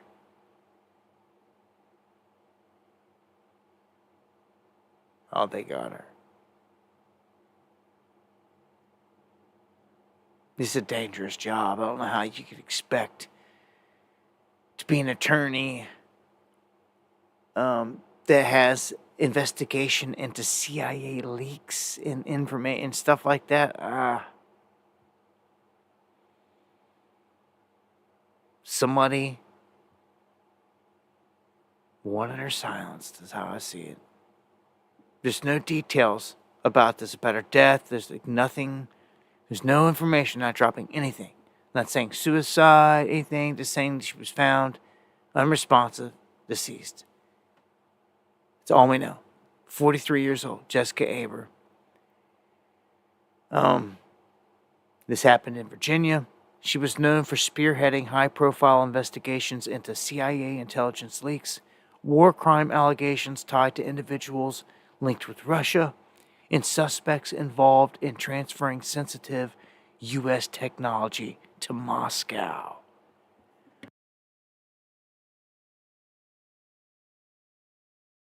Yeah, hoodie, that is rather interesting. Another ritual, another one they take out. Who is they? Who is they? I told you over and over, it's the Mossad.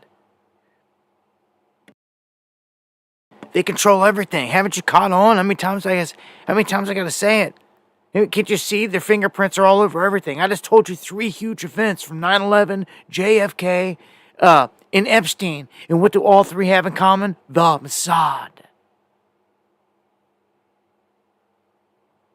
They've been at this for a long time. And apparently got a lot of people buffaloed still.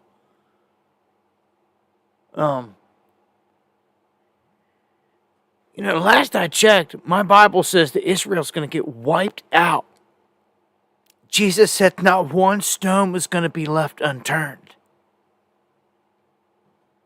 They're not going to do that because there's good going on in there. It's because bad got in control there. Evil, wickedness, the synagogue of Satan. Genociding all over. Yeah. And you wonder why Jesus said, look around here. Not one stone will be left unturned. It's prophecy. Okay? Go on to the very next piece, and they're asking him about what will be the signs of your return in the end of the world. Again, R.I.P. Jessica Aber. I feel like they got you.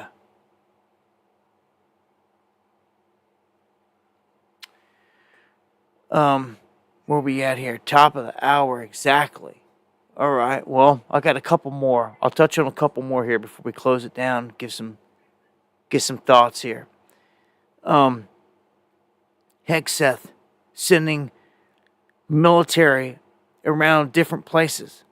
Still trying to get used to this dude being a military leader. It looks like he's trying to put this hard face on all the time.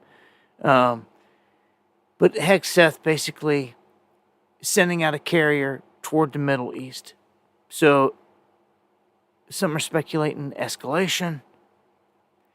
At the same time, Northcom deploys a second guided missile destroyer down off the U.S. southern border. So, dude, let me tell you, we got a lot of military buildup going on down here like you've never seen before. All on the border, all in the waterways, all down around, as you can see, Tijuana, all the way down around Baja. They got drones in the skies, SIGINT flights going back and forth. They're mapping everything. They're tracking everything.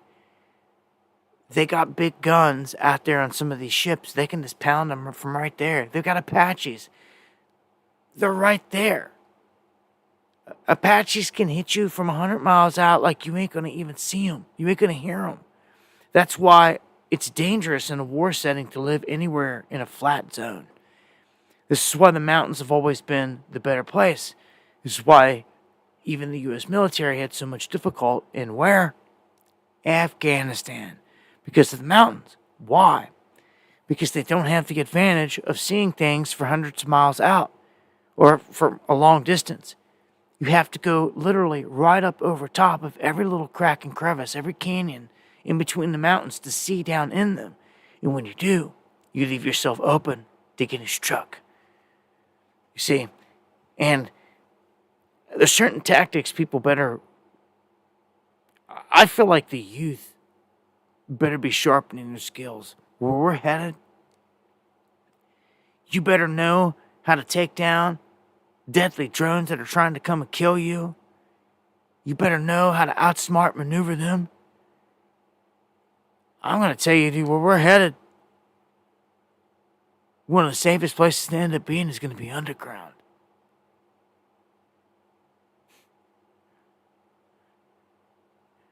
You wonder why I chose the name, I guess. God just embedded it in me. It's where it's at. That will be where the remnant rides this thing out. In the tunnels, in the underground, because surely you'll be picked off above ground. You'll be tracked and traced, if not by satellite, by drone. And you see these things that they've just released. They won't even tell us what they are. Trump won't even be straight up about nothing. All the mystery drone crap. They can outrun jets and helicopters and can't be seen by thermal and all that. Like, you think you're going to battle this? I'm telling you, man. It's all right here, and people just, I don't know what they're doing. I don't know what they're doing. But at least we see it, right? I hope you guys are prepared, or at least have some kind of plan to deal with some of the stuff. Technology is going to ramp up from here. Again, I think of the drones. It's going to be crazy.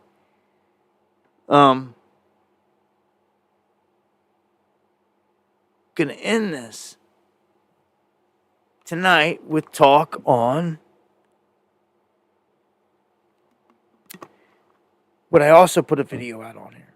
And this is ancient technology. And I think for the first time, and I may speak on this for a second here. I think for the first time out of Egypt, they're like giving the world, they're giving the whole world a huge, like, here you go. Are you even paying attention? Is the world just that stupid at this point? Is everybody just, I just don't understand it. Like, it's all I can keep saying. It's like ignorance or stupidity or just like not paying attention or like lack of like just like in a daze. Like people need to snap out of it. Like there's huge stuff going on. This is a crazy one because, of course, it says they found a vast underground city underneath Egypt. That's not really what's going on here, although I'm not going to rule out that that's not part of it. I'm not going to rule that out at all. We know there's tunnels. We know that they go under the Sphinx, under the pyramids. What exactly, we don't know. We've been lied to. It's been covered up forever. But now, with newer technology, which I say we take and use the same technology on the mounds in America, and then you're going to see the giants that are buried underneath. And you don't ever have to dig them up so they can't cuss you or fine you. Nope. You just peer right on in and you see what's there. And that's what we need to do, because that's what they did here in Egypt. And if you don't know, if you missed the video, this is like huge, to be honest with you. They're admitting that these things, they're not saying this. They're not saying that they're not tombs. They're still printing the history books and putting them in schools that these things were tombs, right? But what they're telling you with this is that they're not tombs. Archaeologists are saying this and releasing this. They have discovered huge spiraled beams that go down 1.2 miles beneath the pyramids.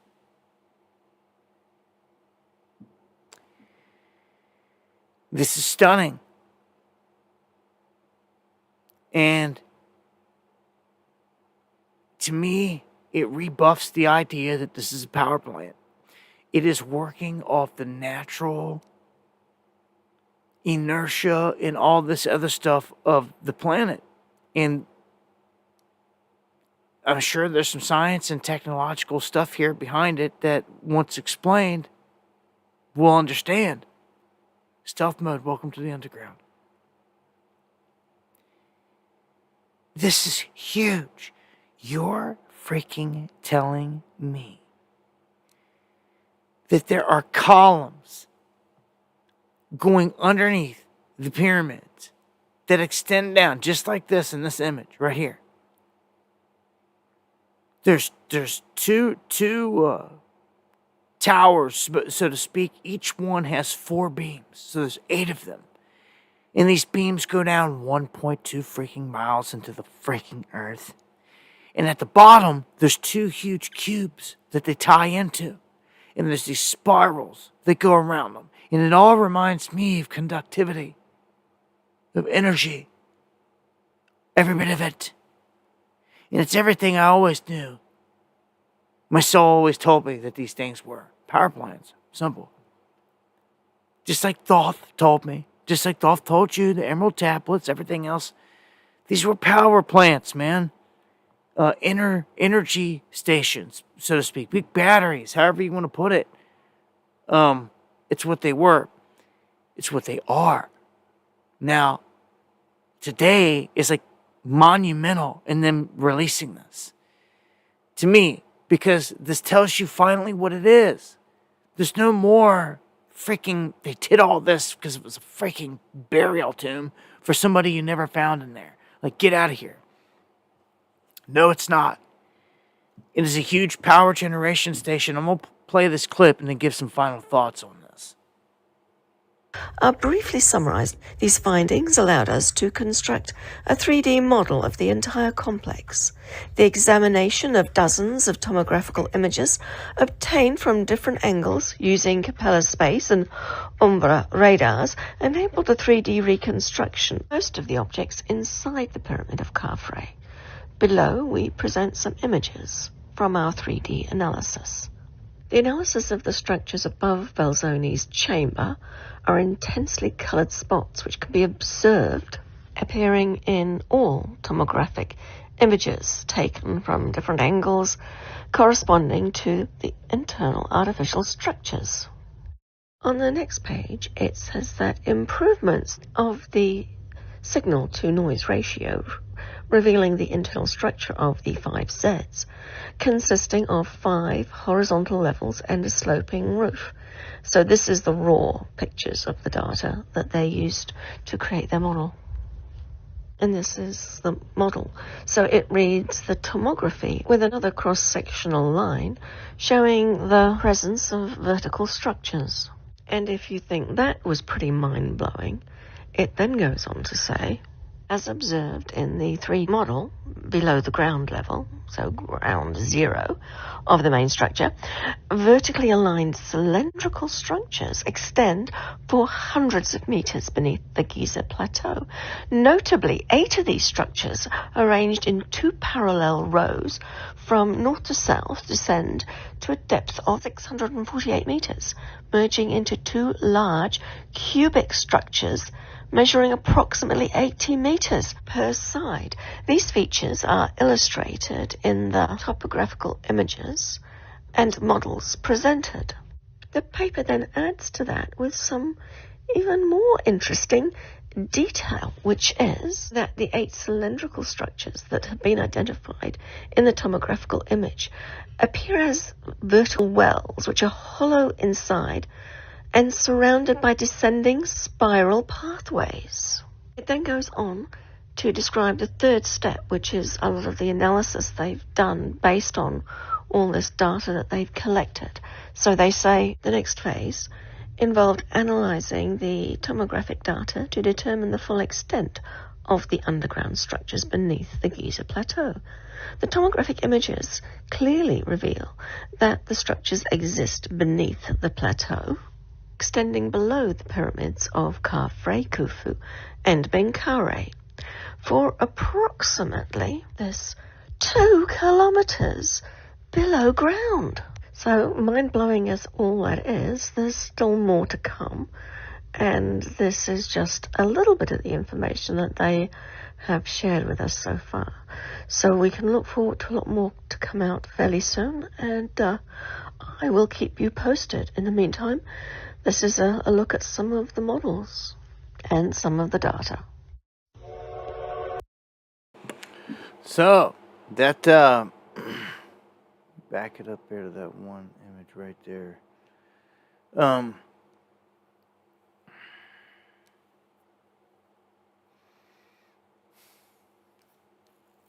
Without a doubt,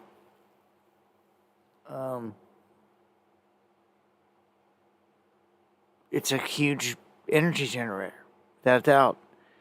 And it could also expose some simple technology. It almost seems to me like how whatever these boxes, these cubes are, there's something going on here to where it's collecting it, and it's obviously sending it up these tubes up into to a pyramid, a place that would amplify all the way up to the tip. I obviously don't know the 1000% fundamental workings of the pyramid, but I could tell you this: all the evidence I've come across points to it being a power plant or a natural energy plant of some sort, something like that. Definitely dealing with high energy. Not a burial chamber. Never seen anything to suggest that. This here is absolutely huge. That they're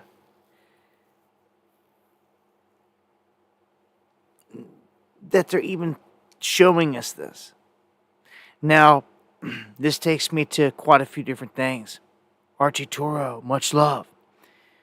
Years ago, there was a special that was aired, and it was going down below the Sphinx. And there was always supposed to be the rumored Hall of Records, and Edgar Casey had even prophesied that you would find it somewhere below, did he say the left paw of the Sphinx? Something like that. Now, they found a tunnel that went down, and it went down into the chamber that they called the Chamber of Osiris, which was just nuts. And it was filled with water, and they had to pump it all out, that they were going to come back, and there was these other tunnels that went the other ways, so we knew there was a vast underground complex. Well, they never came back, and they never told us nothing. They never told us nothing. They never showed us anything. What they did is they said they gave you some details of that there was an underground system. And yes, one tunnel went toward underneath the Sphinx, which just shows that the whole area is ancient it definitely has an underground setup. But to go 1.2 miles underground to these blocks. All right, we know that the pyramids are monumental. Okay? They're huge, massive undertaking. If I was to find these things anywhere on the planet, it would not surprise me that it's under these pyramids.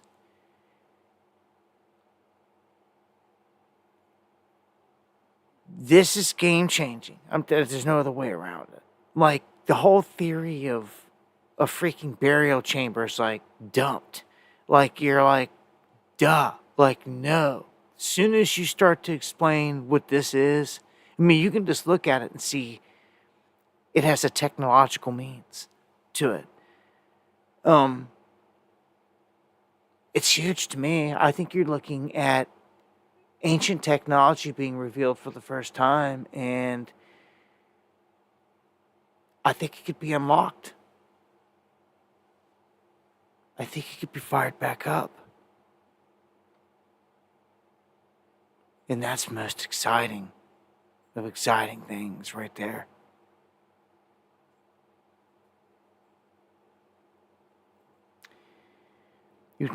They definitely know a lot of these things.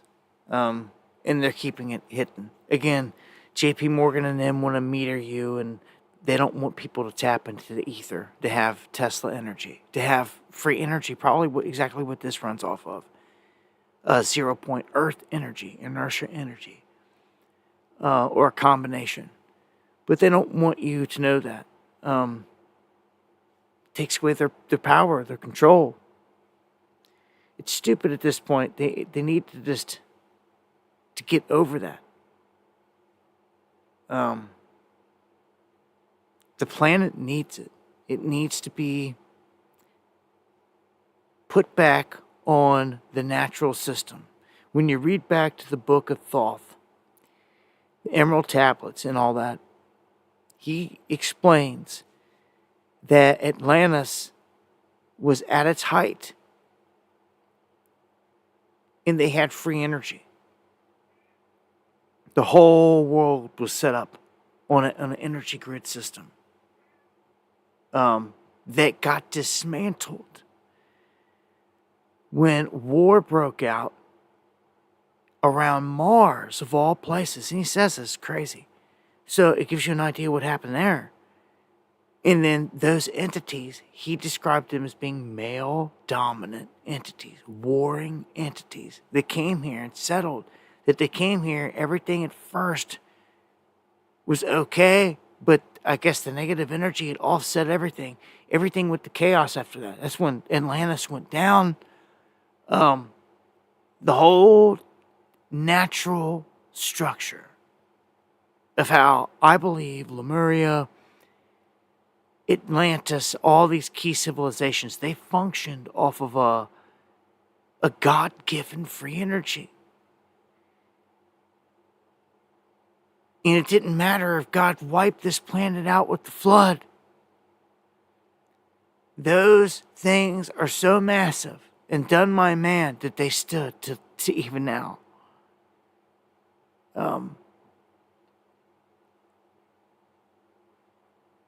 No amount of earthquakes or anything was gonna like this is such a massive thing.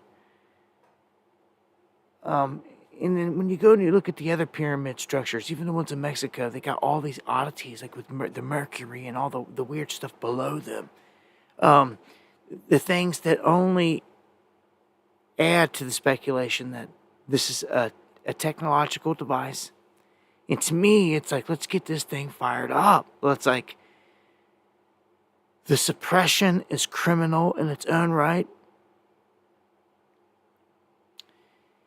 But, they have to, with this comes the truth of history and the Nephilim and everything else, which they shouldn't be too afraid of. It's already out there. It's already in your Bible. It's already right there. You've already been told about it. It's not like it was some grand secret. We know there were giants here. We know this. And they're still here.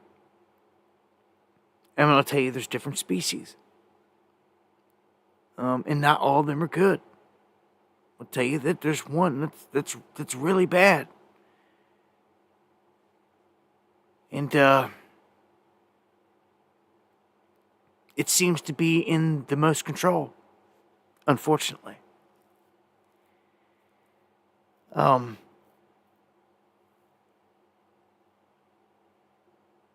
see,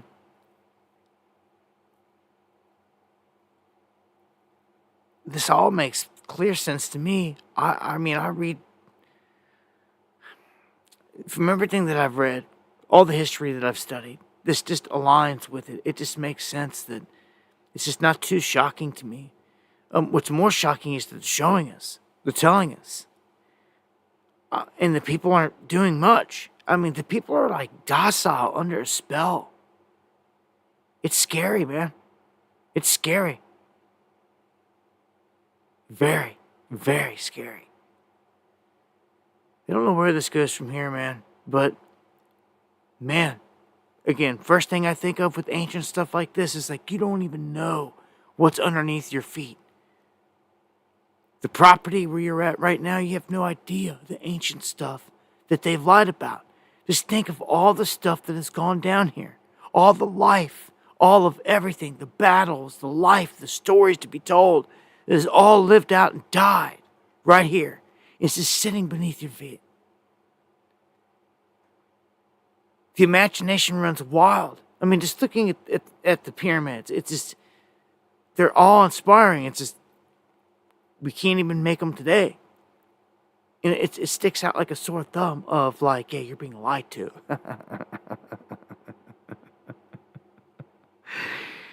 Oh, yeah, boy, you're being lied to. Like explain this. Like, yeah, well, now explain this. Add,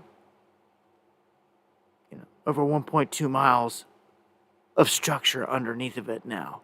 Like this. My verdict in the end, it's a power plant. The Nephilim and all them probably participated in this. I don't know the exact time frames of that. It would only make sense. They were a larger race. All these things would have been a lot easier with them. Plus, I mean, they're depicted all over the walls of the pyramids and all these other places. The larger beings. That's who they are.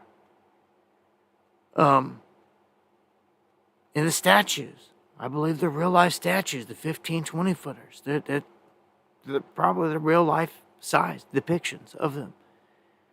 It's just why when you walk into some of these places, these grandiose places, just like with the Pope, when the Pope went, and I showed you that clip where he pushed open those doors, they had him in a wheelchair, and he went into that chamber in the Vatican and all that. Like, those doors were over 20 foot tall. Why? For some of these ancient places. Why would they be that way? What would even be the need or the ways to do it? I'm talking for these ancient places. It seems that there was definitely some, I believe fully, they were here. I've read all the scripture that tells the story clearly. The Nephilim were here. They started eating the people, humans, us. It got out of hand. There's a place where all the souls go. And they were screaming up to God. They don't want to go back in. Nobody wanted to hop back in line. Come back in. It's too bad. As soon as they come in, eaten. As soon as they come in, eaten. As soon as they come in, eaten. Slaughter.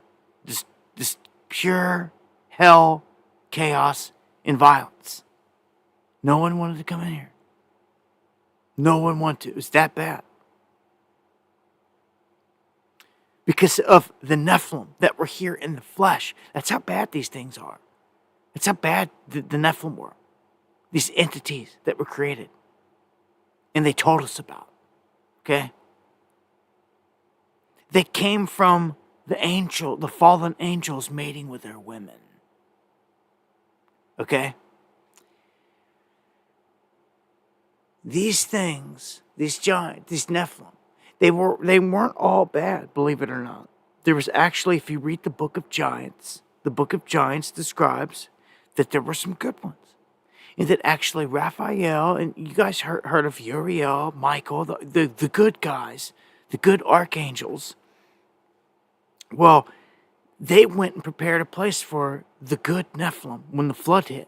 This is what the Book of Giants says. And it's this stuff they keep out of your Bible that you need to know. It fills in the gaps. It gives you the heights of all of them. It gives you the heights of the mountains. It gives you the heights of how tall the water rose. It gives you the heights of the giants. And if you did all the math and you added it up, if those giants were taking the mountaintops and they would have stood right above the floodwaters. They would have survived the flood.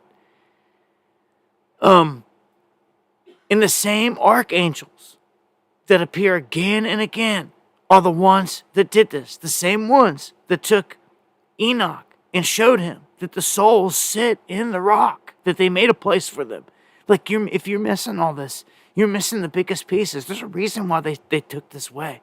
So, hold up. Let me finish. You see now, he wiped the planet out because of these Nephilim. Then what? Water receded. Noah, everybody came out. Everyone started to live their lives. But guess what? Guess what happened? Everything started getting chaotic again. Almost immediately, to where no one could handle it. Noah calls to God, asks God to stop it. Stop what, you may ask? God took all the dead Nephilim and made their spirits the jinn, so that they could test mankind every day of their life.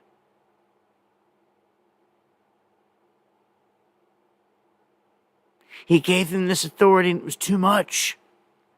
So God did away with it and broke it down to 1/10. And only let that much tempt us. Do you understand this?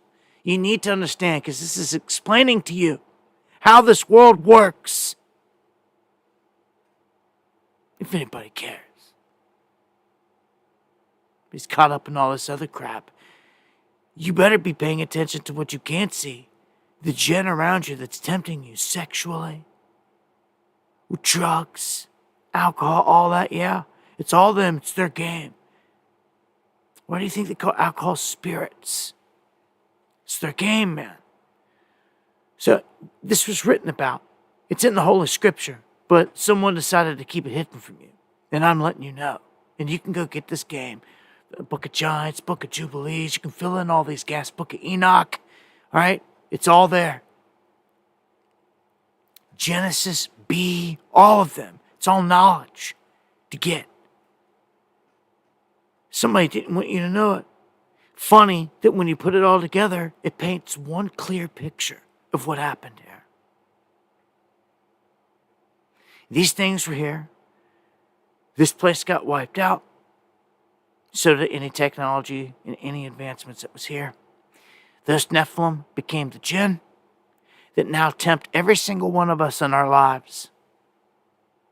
And they've been given authority to do it. They were created.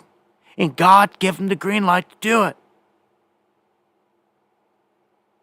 That is what you're up against. The same jinn is what Solomon controlled. He was given a ring. He was taught how to cast a circle and a sigil and control these jinn. And guess what he made them do? Build the temple. Cut the rock. Weave the rope.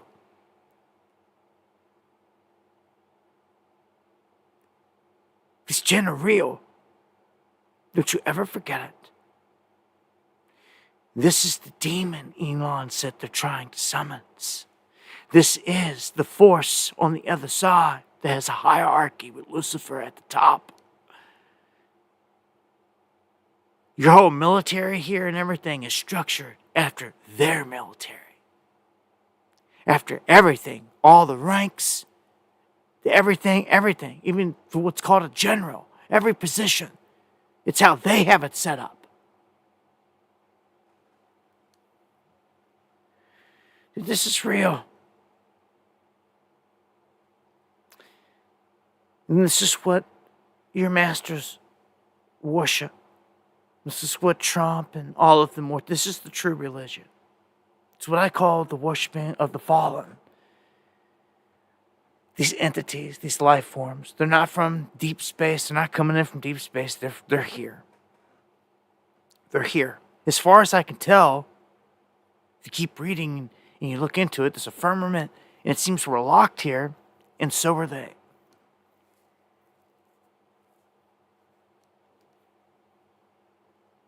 They're that bad. We're that bad. I really can't blame them. It is that bad. So Prison Planet comes to mind, and it's real. I'm not trying to bring up AJ, but Prison Planet is real. The soul trap is very real. Again, from everything that I've gathered, that moon. And there's even civilizations that speak, that have writings, and just look it up. It's out there. There's ancient knowledge. It's there that spoke of a time before when the moon wasn't even in the sky.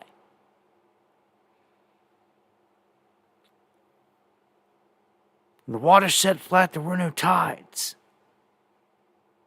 Ancient Indian civilizations wrote about this, which is very interesting because I believe that the moon is just like out of Star Wars. I believe it's a freaking mothership. Call me kooky. Call me whatever that dude's name was. Had everybody wear Nikes and thought a UFO was behind Hell Bob. Branch, whatever they are. Nah, for real though. That's what it showed me. All science, all evidence has shown me, ancient scripture, all of it, that the moon was pulled into position. It is a structure. It has seams on it. It was put into precise position. It's hollow in nature, which right there is a dead giveaway. That right there is the huge giveaway. And it's just sitting there locked. Don't spin. Don't do nothing like anything else out there. It's just sitting there watching.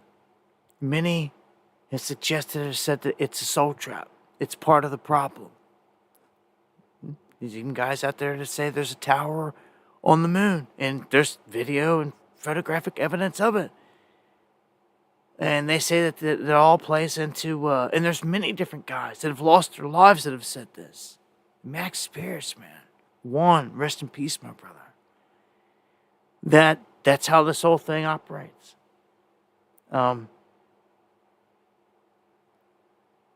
It's a soul trap. I don't want to come back into it. If it was better, well, I feel like I'm just like the ones before. I feel like if I died now, I'd go sit in a rock and I'd sit there and I'd be right next to Abel and everyone else is dead, complaining, seeking justice.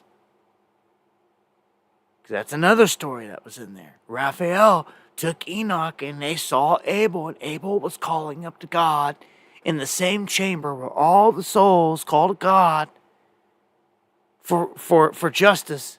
He was calling for justice. It was ironic that he saw him there. It was this crazy point in the story. It just goes to show you that one of the first dudes murdered in the book is still sitting in there screaming to God for repentance up till judgment. But this isn't going to last forever. It's just not.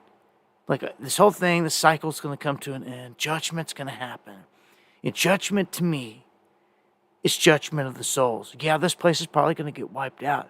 And if you're going to judge souls, why not? Honestly, think about it, just think about a higher level. If you're going to wipe out the creation, like all the clay, and you want the energy in all of it. You want to weigh it all. Well, then you got to wipe it out. You got to set it all free of its vessel. And then you got to weigh it. You got to weigh it. Just throw it on scales. Whatever it did, it's going to weigh. Good or bad. That's the ironic thing about this life. You cut your path. That's how I feel about it. And that's why I say walk righteous. Be righteous. Be love, as Jesus said. It is truly the way out. It's can you navigate and get through this life against all these trials.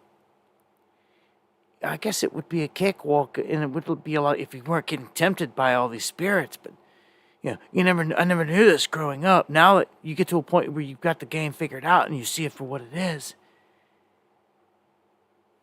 it's starting to fight fire with fire. I always call upon the Most High, the Spirit, the Holy Spirit, to protect me and all of you to call upon it against these demons. And you have power over them, okay? Never forget that. It was written, and again, hitting out of your Bible, when God made Adam out of clay, and he sat him to dry. All the other angels watched and came around and looked at it and seen God's creation. And Lucifer went up and he kicked it.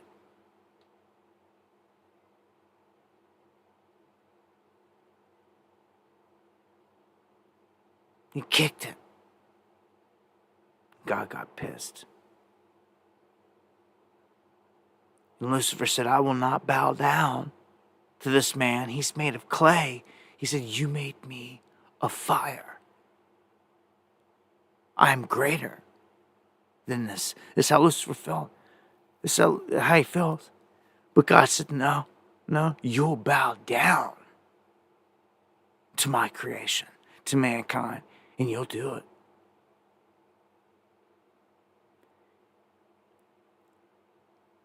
And man will have power over you.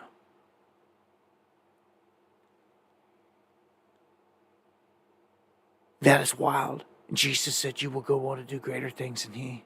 It's time we exercise this, I feel. Exorcise these demons. And do it.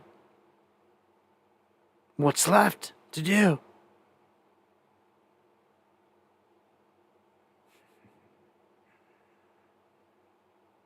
Somebody's got to do it. It's time to put them to bed. I got to make me a little device, what would you call it? I guess you could look at it a couple different ways.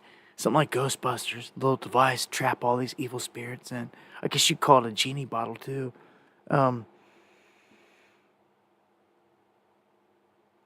Right? Either way,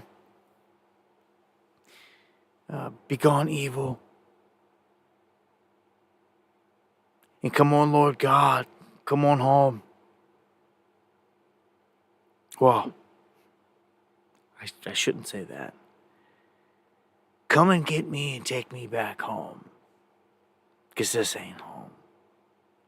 This seems to be some kind of weird realm that I found myself in. And I feel like I'm in trouble because I'm here. It's like a punishment. So for whatever I've done or for whatever reason, or maybe it's just testing, I do not want to come back here. I look to pass this test. I hope you guys do too. Really, that's the biggest thing I could ever do for any of you. Any story, any news of anything, none of it matters. None of it. Getting you out of here is all that matters.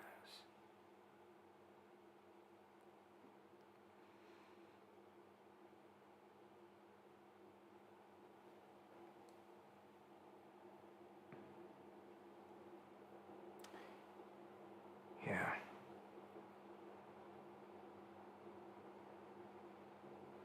And you got that right, Low Rider. They're surrounded by witches and warlocks. You gotta see them for what they are. It's time to fight fire with fire. No longer will they control you. Their magic breaks when you realize it, what they're doing. So have the eyes to see. That testimony, David.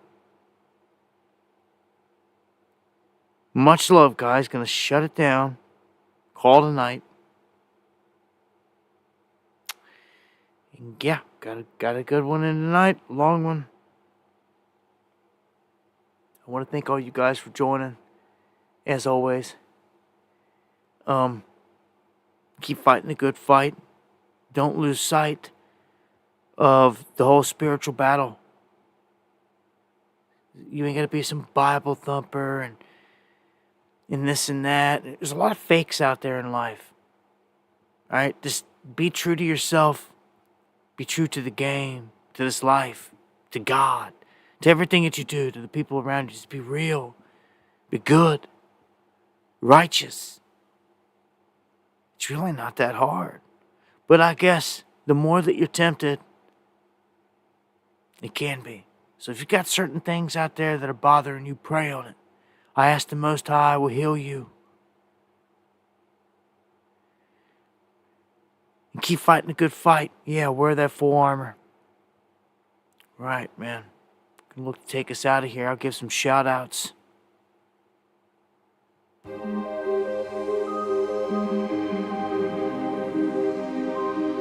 Love all you guys.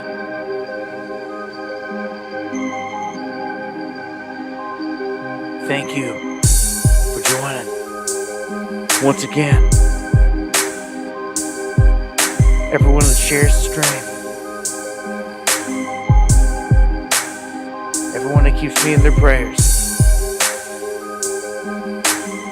We had some crazy synchronicities tonight. Right at the gate. Much love Minx, Boomer, Gina, Sheepdog, Karen, John, Kave, and of course Cash. I'll never forget that one. Much love. God bless all you guys.